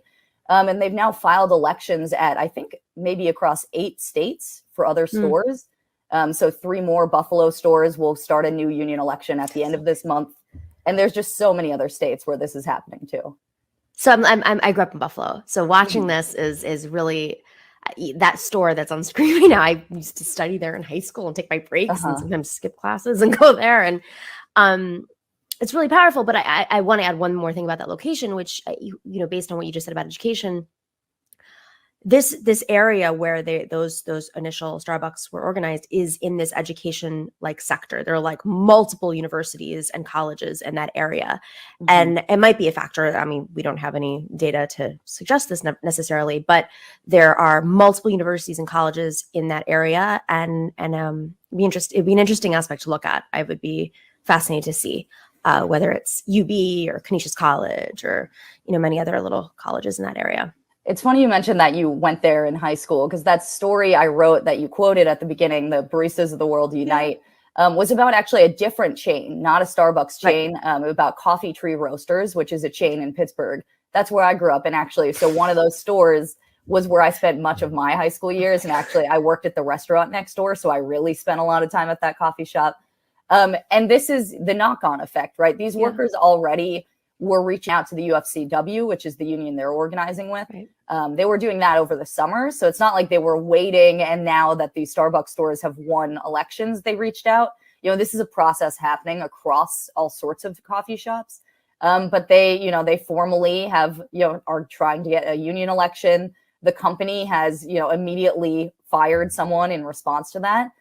So they are trying to bust the union. And, it's more complicated at a smaller chain, right? This is not a conglomerate like Starbucks. It has like 5 stores, right, in Pittsburgh. So it's not a mega chain. And that said, though, these workers have the same complaints that you see when you read what the Starbucks workers are saying. They're saying that they don't have enough pay. They just want transparency. They want to know why some people make more money than other people. And they feel like COVID kind of intensified their problems, that they felt at times unsafe, or like they weren't having the amount of communication and precautions that they would expect from their employer. And so it pushed them to the edge. So I think the pandemic also is a big part for workers across sectors, but especially in the service sector. People have sort of been pushed to their limits here. Yeah. So before we get to Coffee Tree, because there are some differences, let's just touch on some of the circumstances that led to the unionization of Starbucks. Obviously, it's a much bigger chain, as you mentioned, but what were the conditions that they were complaining about, and And how did Starbucks, just to remind folks, respond to the organizing happening? I mean, I think we all watched Howard Schultz tweet about it, comment about it, but again, like going back to Starbucks, kind of had this reputation of being like a different, socially responsible, big multinational company, provided insurance and education for those who sought it, but it wasn't enough. So what were they demanding? And I mean, I was really surprised to see the way that they cracked down, given their like reputation of being more socially responsible, as a company. Yeah. So, I mean, it was the standard complaints that you hear across the service sector right now, which is like understaffing for one, concerns about COVID precautions not being enforced or communication around COVID cases in the stores. And, pay is always a problem in low wage service work, like being a barista. So those were the complaints, really. And there was also an ideological level of, we think that we deserve a union, just like any other worker. And so, we're just going to be the change we want to see in the world and start it here. I think you can't discount the fact that people are just saying, you know what, actually, I can do this myself now. As far as what Starbucks' response was, I mean, it was egregious. They spent an immense amount of money on anti-union campaigning, right? So, it at times was very funny. Like Starbucks rerouted its CEO of North America, which again is a position where this person makes an immense amount of money, oversees thousands of stores. None of these workers have ever met this person before, of course. They're not hanging out normally at a Starbucks. But they rerouted them to Buffalo and would have them sweeping the floors of the store, saying, I'm here for you. Look how much we literally, one of the top the top executives for Starbucks, the workers would be like, this is clearly surveillance or a threat. Like, of course, I'm not going to tell this person my complaints. Like, this person has immense power over me. But they would snap photos of them like sweeping and cleaning up. And so that is, a sort of undercover boss. Exactly. Exactly. These people are like, okay, just because we complained about understaffing, the idea that you're now bringing in like this multimillionaire to sweep our floors is not convincing me that like you're fixing the problem. And Starbucks really, it cracked down. It was spending a huge amount of money holding mandatory meetings, which is a part of the standard anti-union playbook for any company, where you're compelling workers to come in and hear, quote unquote, both sides, but really the case against unionizing from management often being trained by anti-union consultants behind the scenes on how to talk about this. And then that culminated, as you mentioned, with the workers in Buffalo were told, you should really attend this meeting. We're having a celebrity guest. And so the employer, like Starbucks would not say who it was. Turns out it was Howard Schultz, who had been flown to Buffalo to give a last right before the ballots went out to sort of make his case. And he truly messed up making that case. Yeah. So the sort of thing that people might have seen was that he went into a very long rant about Holocaust conditions, how people on trains being sent to death camps would share blankets. And isn't that a great sort of vision of humanity? And that's what Starbucks is like, is sort of how he concluded that story, which just left some of the workers in the room like, jaws on the floor. Are we are we in this scenario? Are we being sent to a concentration camp? How do you understand this? And I mean, part of this is that an employer like Howard Schultz, employers in general don't want unions. They want more control. They don't want to cede any of that control. It's not just about cost. It's not like the union's necessarily going to get better wages, but it's really about the idea that someone else is allowed to have a seat at the table. And for someone like Howard Schultz, who is, he's a founder, the sort of Uber founder, right? This guy whose whole sort of sense of self is tied up with this company, and it's a sort of a mythologized company in the United States.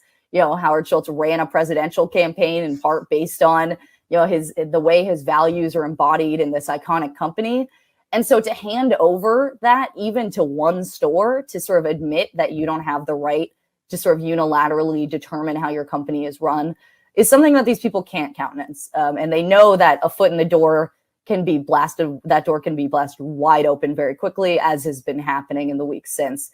And so that's why these employers spend so much money trying to defeat campaigns that are actually very small, right? I mean, it's not like a couple stores that are union are going to cost much money at all. It's really an ideological and sort of like an existential threat for people who run companies like Starbucks. Wow. All right, so let's move to Pittsburgh and talk about what's happening right now with you know, the unionizing effort with Coffee Tree Roasters and UFCW. Before we just get, so this is a smaller coffee shop, as you said, it's a regional coffee shop, but before we even get to that, like, sometimes folks organize independently their own kind of union drives. Sometimes they partner up with the union. How do they decide who to work with and why they work with that union?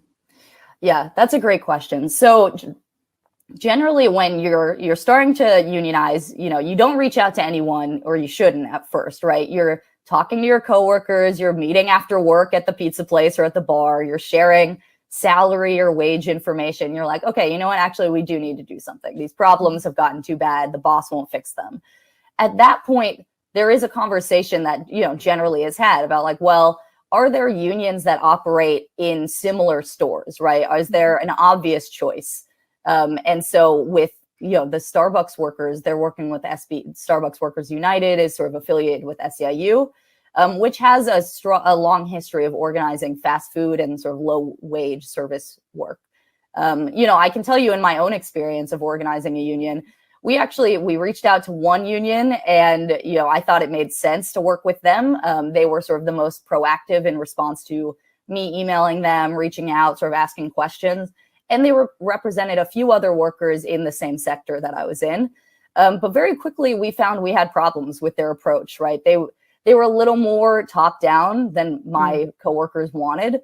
And so we did something that's, you know, a bit unusual, which is we then reached out to a different union. We said, actually, we've heard that you have the same sort of approach to organizing as we all have.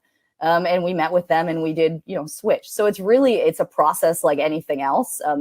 You know, sometimes a union is going to already be like right now with the Starbucks Workers United, it becomes an obvious choice that like, oh, this is the union that all of the people across the country are working with. Obviously, they're the best equipped to sort of provide us the support we need. But in other cases, there's not an obvious choice. And it's really just a matter of weighing your options. Coffee Tree Roasters, where are they in the process? What's the latest? Because it's how large? This is like how many stores again? It's 5 stores. 5, that's it. 5 stores across Pittsburgh. So with them, they sort of went public with this campaign right around the holidays, December 22nd. They put out a video set with people from each of the stores saying why they wanted a union. The next day, one of those people in the video was fired, which had the effect, of course, of galvanizing the sort of labor world in the Pittsburgh region, which, despite being quite decimated compared to, say, steel era, is nonetheless, there's a pretty strong sentiment in Western Pennsylvania about being pro-union. And now there's a wave of politicians who are either running for office or who have been elected on a pro-labor platform. So that it's very easy for them to sort of be told, okay, you know what, actually, you need to put a statement in support of these workers. So that's where we're at, is that there hasn't been an election yet. The employer, this woman, Jean, who owns the 5 stores, is running an anti-union campaign. I don't think that worker has been reinstated yet, which is one of the demands. But, you know, interestingly, I mean, again, you know, it's about worker power. These workers have to be able to win this on their own and have to be able to withstand and fight. But at the same time, the local political geography now is favorable for this sort of thing. So the new mayor of Pittsburgh, Ed Gainey, ran with labor support and as a pro-labor guy. And in a number of ways, he's already sort of stood up for workers against one of the biggest employers in Pittsburgh, UPMC. Their workers are also engaged in a union fight. And Ed Gainey similarly has supported even these workers at a smaller workplace. And so I think this stuff, even though it's, you know, we're talking about fewer than 100 workers, it's significant because this is where a lot of people work. Everyone has a small chain or an independent coffee shop at their whatever city or town they live in. And so you might have to think about, what does this campaign look like? There have been similar campaigns in Chicago with other sort of small coffee chains. And those have been a mixed success. They won a union, but the company is refusing to bargain, which is a good reminder that, of course, winning a union is just your first step. You have to get a contract. And, you know, I think I wanted to bring us back to Starbucks. I think the one thing people should know is that as these campaigns succeed, and it does look like there will be even more stores that are union at Starbucks in the coming year, the question is what happens, right? So part of the importance was in spreading this campaign was that if it was just 1 or 2 stores in Buffalo, Starbucks would have no problem closing those stores. Right. That is legal, and it happens, in fact, all the time. That if a small shop or one-off location gets too agitated, if the workers are demanding too much, employers all the time they can shutter those doors and move on. But the fact that this is spreading like wildfire means that Starbucks, is in a place where it can't really do that anymore, right? Closing down the one store in Buffalo, they know would only inspire way more people to start organizing elsewhere and would be met with immense criticism, right, in the media and among their own workers. And so this sort of protects everyone when you organize at a larger scale than just 1 or 2 shops. Anyway, just to answer the question, though, the Coffee Tree Roasters workers are organizing with the UFCW Local 1776, which has thousands of something like 35,000 members in Pennsylvania, New York, West Virginia, a variety of workers, including in the food sector. So this sort of was their choice that they thought made sense. And so far, I mean, the union has seemed to be very supportive and sort of fighting for this worker who was fired. So it seems like they made the right choice, but that's how it goes, right? And these small campaigns, like it's not just they might have a ripple effect. They can shift the way that even the companies respond to these organizing efforts. I mean, if it's been exposed that Howard Schultz is completely out of touch, like that's probably not going to happen again, which means they're going to have more difficulty, of course. Yeah, that's definitely true. And I think it's something people should be aware of, that like if Starbucks was deploying millions of dollars to fight a campaign in 1 to 3 stores, right now that there are over a dozen of these campaigns, it's not possible that they're going to be able to wage that level of an anti-union campaign. So it in fact kind of gets easier. With that being said, what are some of the tactics that they use when they do anti-union, union busting strategies? I mean, there's law firms involved, or consultants, anti-insurgency types of folks. Like what's happening here? Yeah. So the one thing I mentioned are these mandatory meetings that happen on the clock. So a worker is sort of compelled to sit and listen to their manager or a different manager give the other perspective, right? And it's always framed as, we're just giving you the facts. We feel like you probably have been misled by the union. The key is to always say the union is some other entity. It's not you and your coworkers.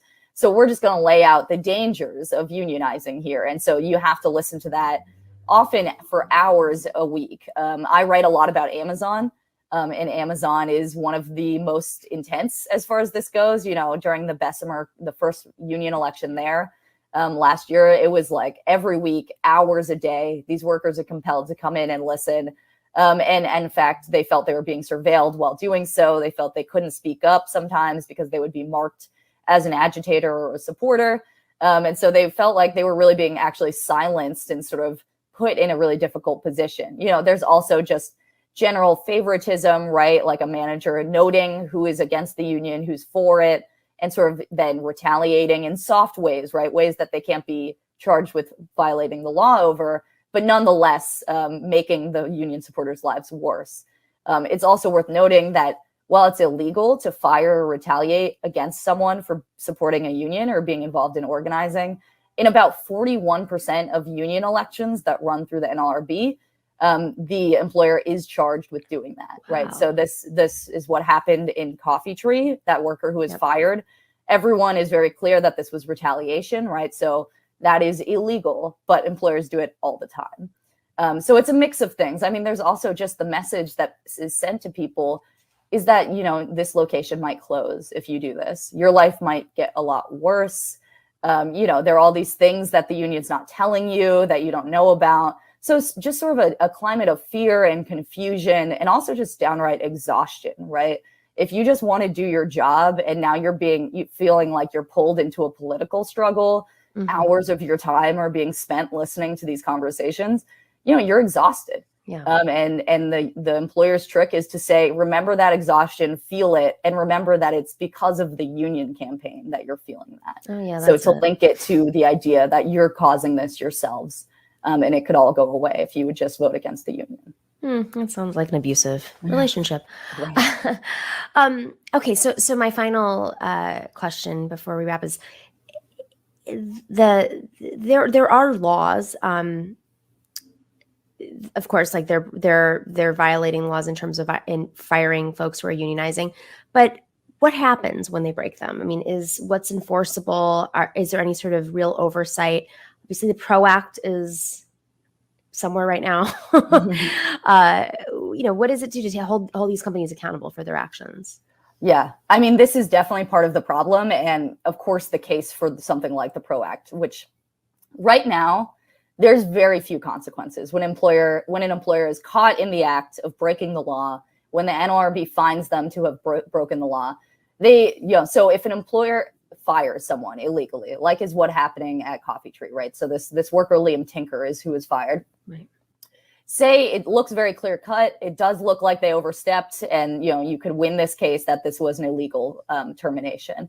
What Coffee Tree will be compelled to do is rehire that worker and pay lost wages. But the problem even with that is that if the worker in the meantime got a different job, which of course they probably will because they have to have an income, any money they earned is deducted from that lost wage. So it's really about, if Liam was unemployed for 3 days and then found another job at a different coffee shop, Coffee Tree is going to have to pay 3 days of wages. That's it. So it's an incredibly perverse incentive. It punishes the worker for finding another job, and takes the already small sort of consequence for the employer and just makes it so much smaller, right? And so the PRO Act, adds fines, right? So that's sort of one of the big cases for it. Of course, the sense of it passing, I'm not going to pretend I think it's going to pass anytime soon. But it adds, $50,000 fines every time you're found to have violated the law. So even for a big employer, this looks bad. Even in Amazon that could afford a few $50,000 fines, it puts a concrete sort of number on their illegal activity. And certainly for a small employer like Coffee Tree, that would be a huge disincentive, right? They can't take a $50,000 hit. So this would have a real effect. But right now, employers pretty much just have to rehire the worker, or otherwise, if they violated the law in other ways, they're compelled, as Amazon has recently been compelled, to just put up signs at all the shops that say, we're not going to break the law. We're not going to threaten you. We're not, just a sign on the break room wall, something that, no one reads anyway, and cost them nothing. So it's just an admission of guilt in a certain way, not explicitly, but just a statement of, we see and hear you, and we promise we won't keep doing this illegal activity. So it's nothing. It's a joke. And employers do it all the time because they know they can afford this sort of consequence. The more you know. I'm sorry to say it. I wish there was a better answer. But I mean, really, the power that comes here, the only power right now is that other workers at that workplace get so outraged by this that they actually then escalate their campaign, right? So the idea of firing one worker at a very mobilized and organized workplace, the real consequence could be that your workers are then going to walk off the job, right? And they're going to escalate their actions. So that is a separate non-institutional response that actually can strike the fear into a lot of employers and stop them if their workers are that organized. And of course, understanding their methods. So, the more people organize, the more they're working with unions, you're aware of their strategies to union bust too. So, right. I mean, this is really the tragic thing is I really would encourage, in the labor movement, we call it inoculation, which is you're talking to your coworkers and you're preparing to go public or otherwise get organized, and you inoculate them against the exact anti-union lines that the employer is going to say to them so that they're prepared in advance and it's not effective. And this is a real tragedy that at every workplace, it's the exact same, 5 lines. But because the workers, if they haven't heard it before, they think some of them are convinced by it. But it's the same playbook, and it's the same people writing that playbook and exporting it across the country. And that is very unfortunate that it works. But truly, this is a script that your boss is reading from. It's just a script. Alex Press, so interesting. I love having you on. These are fascinating conversations, and hopefully we just keep having them because this is what will help us get out of this as Washington is stalled. So thank you so much for joining and for giving us an update on the coffee movement, Sure. the barista movement. Yeah, happy to be on. Thank you so much. All right, have a good one, Nomiki. You too.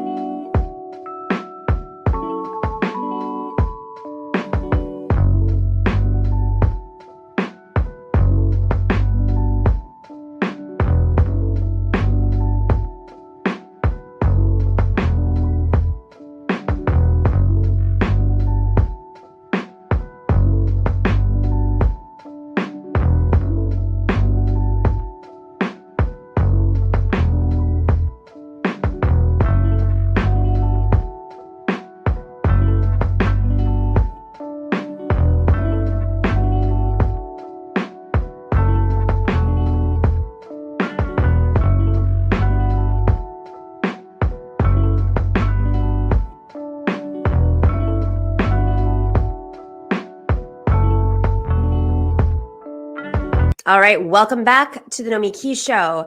Jennifer Butler, Reverend Jennifer Butler, is an expert on the religious right. She is the executive director and founding executive director, and CEO of the Faith in Public Life, which works to change the narrative about the role of faith in politics.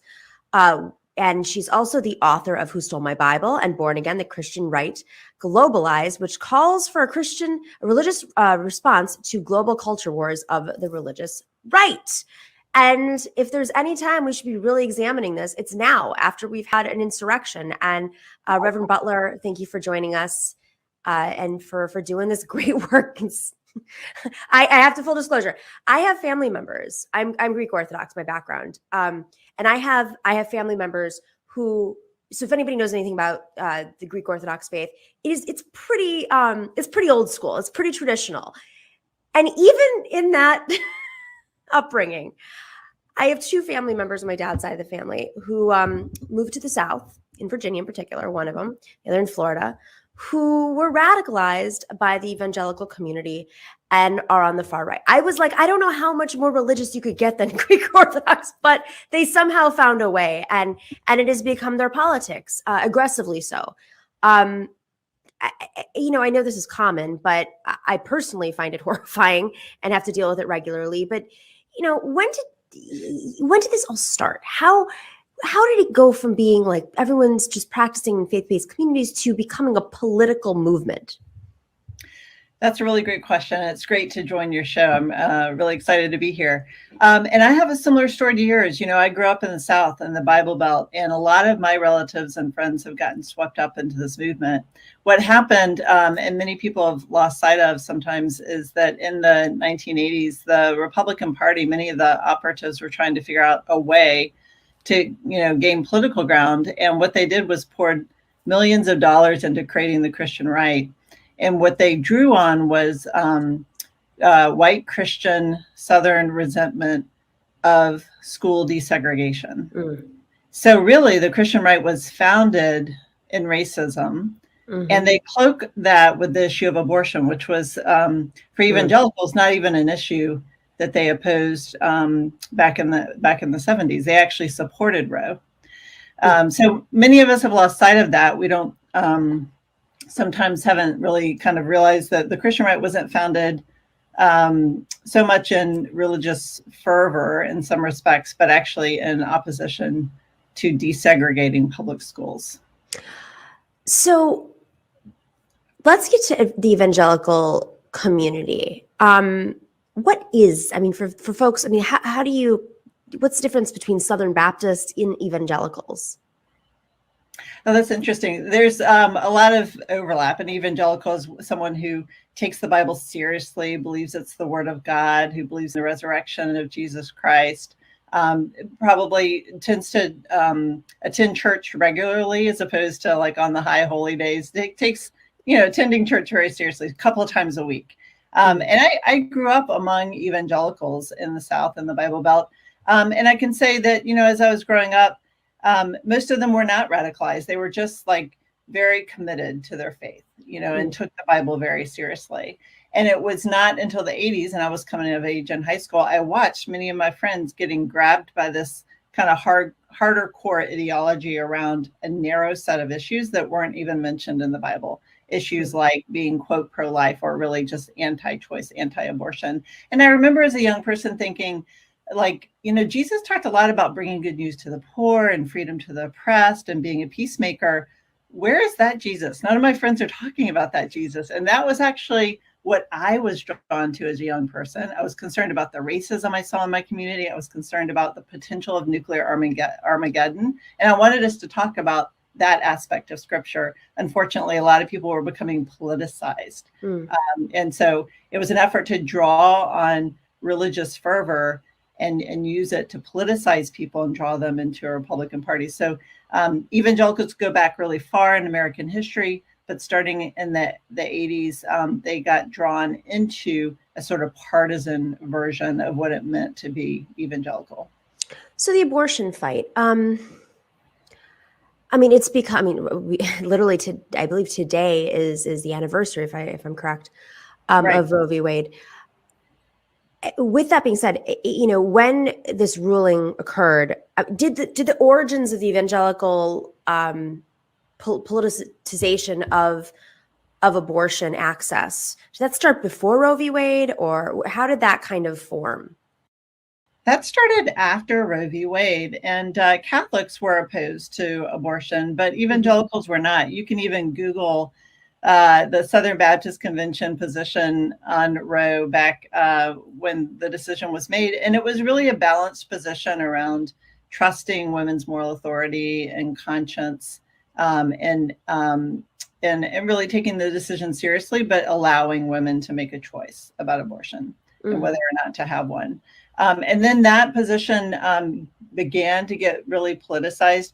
There's actually a great biography of Jerry Falwell in which it documents how hard political operatives had to work to convince Jerry Falwell, one, that the issue of abortion would matter to his flock, and then two, to become more political because he didn't want it to compromise the ministry he was doing. He thought it might be unpopular. So political operatives, namely Paul Weyrich, who's really well known for having, helped lay the foundations for the more extreme orientation of the Republican Party, he was one of the key people in making that happen. And when they did influence Jerry Falwell and others, what happened? It was just through the ministry, through the preaching, that suddenly folks turned? Is that how it was organized? Well, yeah, there was millions of dollars, mainly from corporate donors who had an interest in reversing the New Deal. Shocked that it was that. The real motivation was to reverse the New Deal sort of philosophy that had really shaped American policies and to deregulate environmental regulations and banking regulations. So it really was to serve elite economic interests. And so millions of dollars were poured into Jerry Falwell's operation. And there was the creation of other groups like Susan B. Anthony List and Concerned Women for America, Focus on the Family Research Council. All these groups were brought to scale. Radio stations, Christian radio stations, you can go anywhere in the country and, you can always tune into that Christian radio station. And all of that was, to sort of indoctrinate and educate evangelicals, white evangelicals, who should be explicit there, white evangelicals, white Catholics, and bring them, into the Republican Party so that they could control Congress and control the presidency. So, and before this agenda started, before this campaign, what was the makeup? Were evangelicals overwhelmingly conservative? They were not overwhelmingly politically conservative. Even today, there are white evangelicals who are progressive. Sometimes it's easy, given how hardcore things have gotten to overlook that. And there's, here and there's some movement among women, among young evangelicals who are concerned about how we treat immigrants, who are kind of coming our way on issues. And a lot of what my organization does is actually try to reach in and talk to those folks and give them a new home and a new way to move forward, but while embracing their faith. So the end goal is always political. The end goal is to gather people onto the right, to build this coalition, this broader coalition. On our show, we've looked a lot into the insurrectionists and seeing how people have been radicalized, especially after the last few years. But we haven't really explicitly looked into the religious angle. I mean, we see a lot of folks who are drawn in through libertarianism, through the gamer community, through feeling disillusioned, as usual. Folks who are in the spiritual movement, who been brought in through like the anti-vax kind of vibes. But religion, it's not the end goal. It is a pathway, right? Just to be clear. Correct. Yeah. I think what they've done well is engage different cultural groups. I mean, it's really great that you put it in that context. And actually, as I say in my book, Who Stole My Bible, the right wing has really stolen scripture, stolen Christianity to endorse its violent and hierarchical claims in society. And actually, scripture is actually a mandate for dismantling autocracy, working for a democratic society in which truly there is good news for the poor and freedom to the oppressed. That's the whole theme of the Bible. So they really have hijacked the Christian faith. I mean, they've hijacked everything. They've hijacked the yoga community. I mean, it's crazy to see how much they're hijacking. And if they can't hijack something, it's CRT, erasing history. Very, it's like jujitsu here. So let's talk about January 6th and the insurrectionists. What were you able to discover? What pathways, what organizing was happening? Yeah, so on January 6th, I mean, there were Christian flags flying high over that crowd. And a lot of the speakers in the rally beforehand quoted scripture, drew on the book of Revelation, which, by the way, Revelation has nothing to say about America being some sort of shining city on the hill. Revelation is about dismantling autocracy. It's actually an anti-imperialistic letter written by a man who had been held prisoner by an autocratic regime called the Roman Empire. But nonetheless, they use Revelation, and there was this group called the Jericho March. And it was founded actually by former Christian Right staff with Family Research Council and others. And they really drew on biblical themes to motivate the crowd, which is extremely disturbing to me, as a pastor, and antithetical to everything that Christianity stands for. I was listening to a podcast recently, and it's funny you say this because there was someone on the podcast, Conspirituality is the name of the podcast, someone on who grew up in one of those, you remember in the early 80s, there were all these cult leaders that, doomsday cults, and his mother was one of those doomsday cult leaders, and he was watching Michael Flynn speak, and he goes, "Oh my God, Michael Flynn stole one of her speeches." It was completely out of context, didn't even make sense. I mean, but the amount of research you had to do to find that speech and basically steal part of it on January 6th when he was speaking is pretty extraordinary. So I'm not surprised that this is, that they've co-opted scripture and taken it out of context. What do they think? I mean, when folks who come from the evangelical world come to this rally, what do they think? If there's no doomsday, I mean, there used to be like a doomsday. Now they're thinking they're part of 1776, like a revolution. How does that overlap?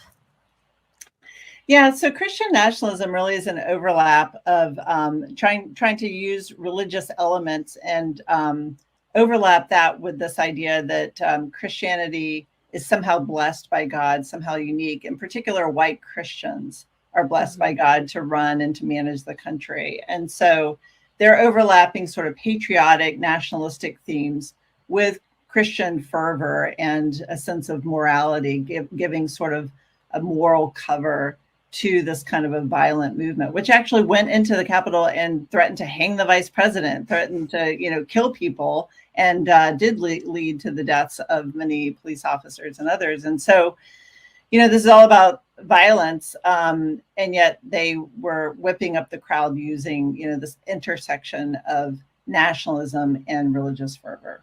Mm-hmm. When Donald Trump ran in 2016, early on in his race, there were a lot of Republicans and Christians who were skeptical of him because he had been for abortion. He obviously had given to Democrats in the past. He's, New York City conservative, I guess. But he quickly found his way into working with the evangelical community. How did that form? And obviously that's led to where we are today, but how did that form initially?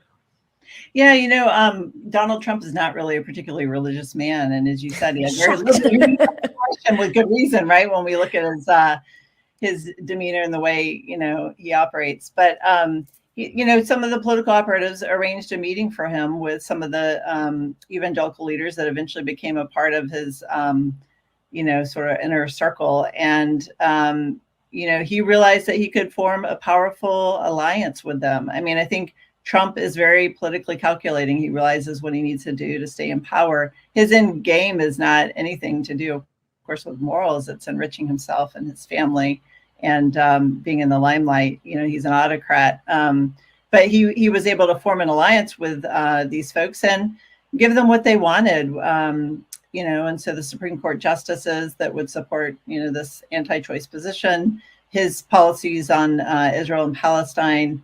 So he was able just to kind of give them pieces that kind of got them really pulled in. even some of the more moderate folks. There were, and that being said, there were a number of leading evangelicals, the head of the Southern Baptist Convention Advocacy Office, Russell Moore, number of leading evangelicals, the magazine Christianity Today. They actually opposed Trump and were never Trumpers. Right. And yet the mainstream, I would say, even further than just like the fringe sort of extreme groups, but a lot of mainstream evangelicals, Trump, because of these actions and because of his alliance with some of these Christian right leaders, was able to pull in more support than many people had originally predicted. Okay, so you mentioned Israel. I think most of our audience probably understands this relationship with the evangelical community and returning to the motherland. Can you explain how this? I've heard my aunt explain it because she took a trip there. And it's so mind-boggling because, I grew up among conservative evangelicals, and they were very suspicious of Jews, very suspicious of Catholics, anti-Catholic, anti-Jewish, often racist,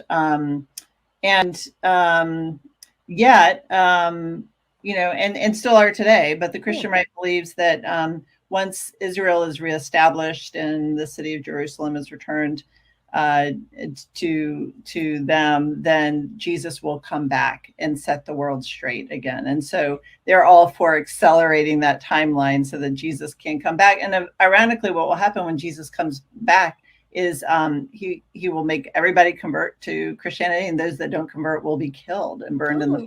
So just it's like not Jesus. a happy ending for the Jewish people. And yet the political aims of the Christian right movement converge sometimes with the more hardcore nationalistic claims of some who lead the nation of Israel. And of course, there's a diversity of perspectives within Israel of how to work for peace for both, Israelis and Palestinians. So they're not monolithic by any means, but like those two political goals end up converging in a bizarre sort of way because the beliefs are actually very anti-Semitic. When did this strategy begin? Yeah, and this began in the 70s and 80s, as well. They use biblical sort of claims to justify it, but nowhere in the Bible is this kind of viewpoint, endorsed.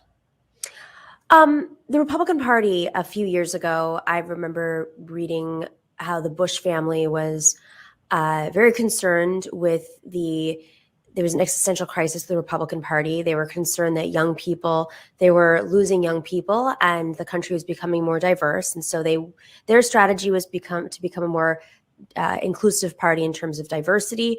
They were leaning very heavily on the Latino vote. Obviously, the Cuban community is much more conservative than others, but that was sort of their strategy. And then comes Donald Trump and just like flips it and reverses it, and the whole strategy is shifted. Is there still this existential crisis in terms of age with the Republican Party, and how does that overlap with the Christian right? I mean, does the Christian right have the next generation, millennials and Gen Zers, or have enough of them? I guess when you have a map and you're controlling every single piece of government, it doesn't matter. But where are they in terms of demographics?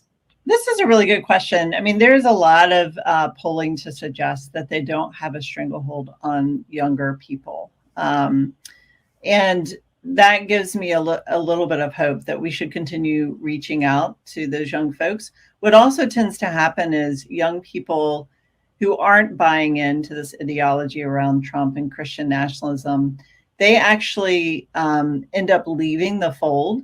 And so you also see a steep decline in numbers of young people identifying as evangelical. Mm-hmm. And so what's hard to track is how many of them actually are leaving that and going into more progressive forms of Christianity. But some of us who are clergy and pastors, and I had a ministry for many years in Washington, D.C., to young people who were what I say is coming out of the wilderness. They were coming out of fundamentalism and into a more progressive version of the Christian faith. And that is one cause for hope, that there is going to be some generational change. And we should strive. And that's one of the things my organization does, is strive to sort of mentor people and help people understand there's a different way to move forward with the Christian faith, and to disciple them and bring them into different kind of politics. Mm-hmm. there've been recent scandals about these big mega church leaders. How much money they're spending, how they use their expenses. Some have been arrested, some have had investigations. How does that play into this? Yeah, there's kind of a blend happening with churches also sort of combining with a hyper-capitalistic worldview, which also kind of then blends with this nationalistic, patriotic fervor that Christian nationalism supports. And it's, some of this becomes a money-making business for those leaders, but it also sort of draws off American culture, and that like everybody has that dream of becoming super wealthy, right? Which is actually antithetical in some ways to the gospel, because there are 2,000 verses of scripture about taking care of the poor and a lot about greed in the Bible. Yeah. So all of that tends to merge, together for people, and becomes very attractive, especially in unstable times where things are changing quickly. I mean, they're like, it's like predatory. They'll say things like, give us this check and you'll be saved. Like, what?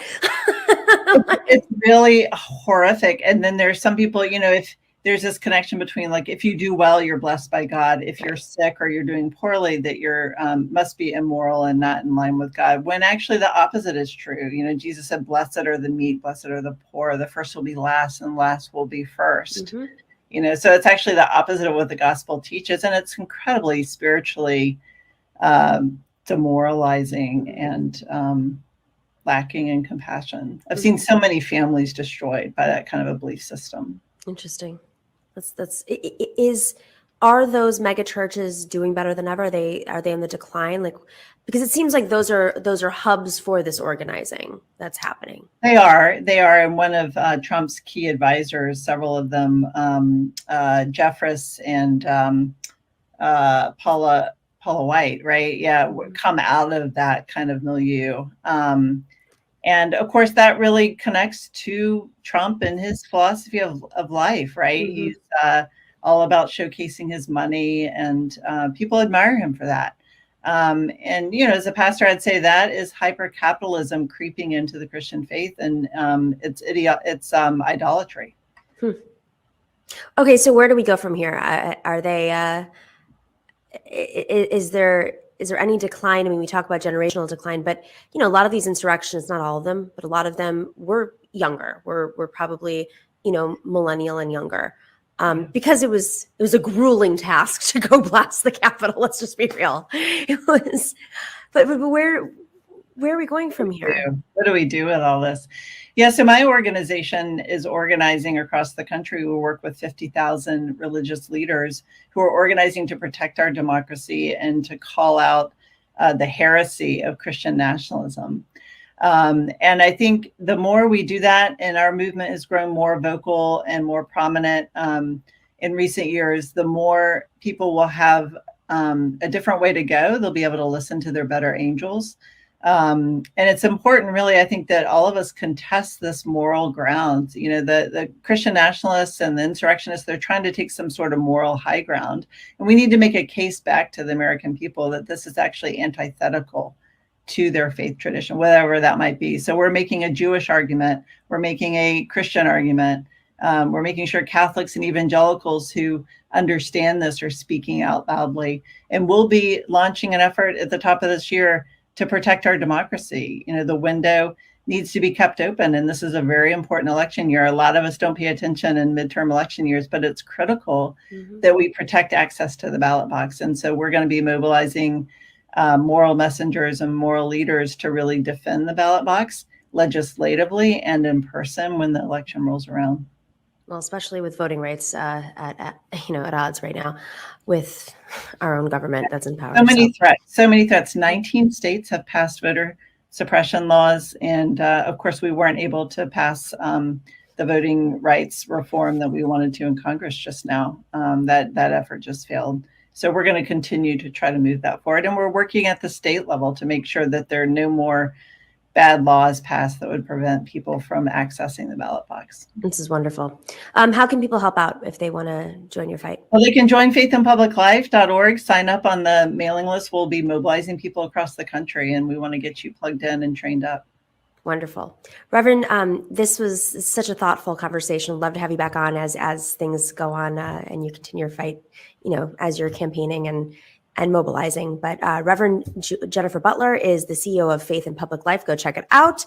Doing great work in fighting the far right with, bringing them back to reality. Well, and if you need a book to talk to your relatives around the holidays, get my book, Who Stole My Bible? Reclaiming Scripture as a Handbook for Resisting Tyranny. I will Making that argument. I will send it to them the way that they send me. Lovely little note. They try to happen too. They try to save me all the time.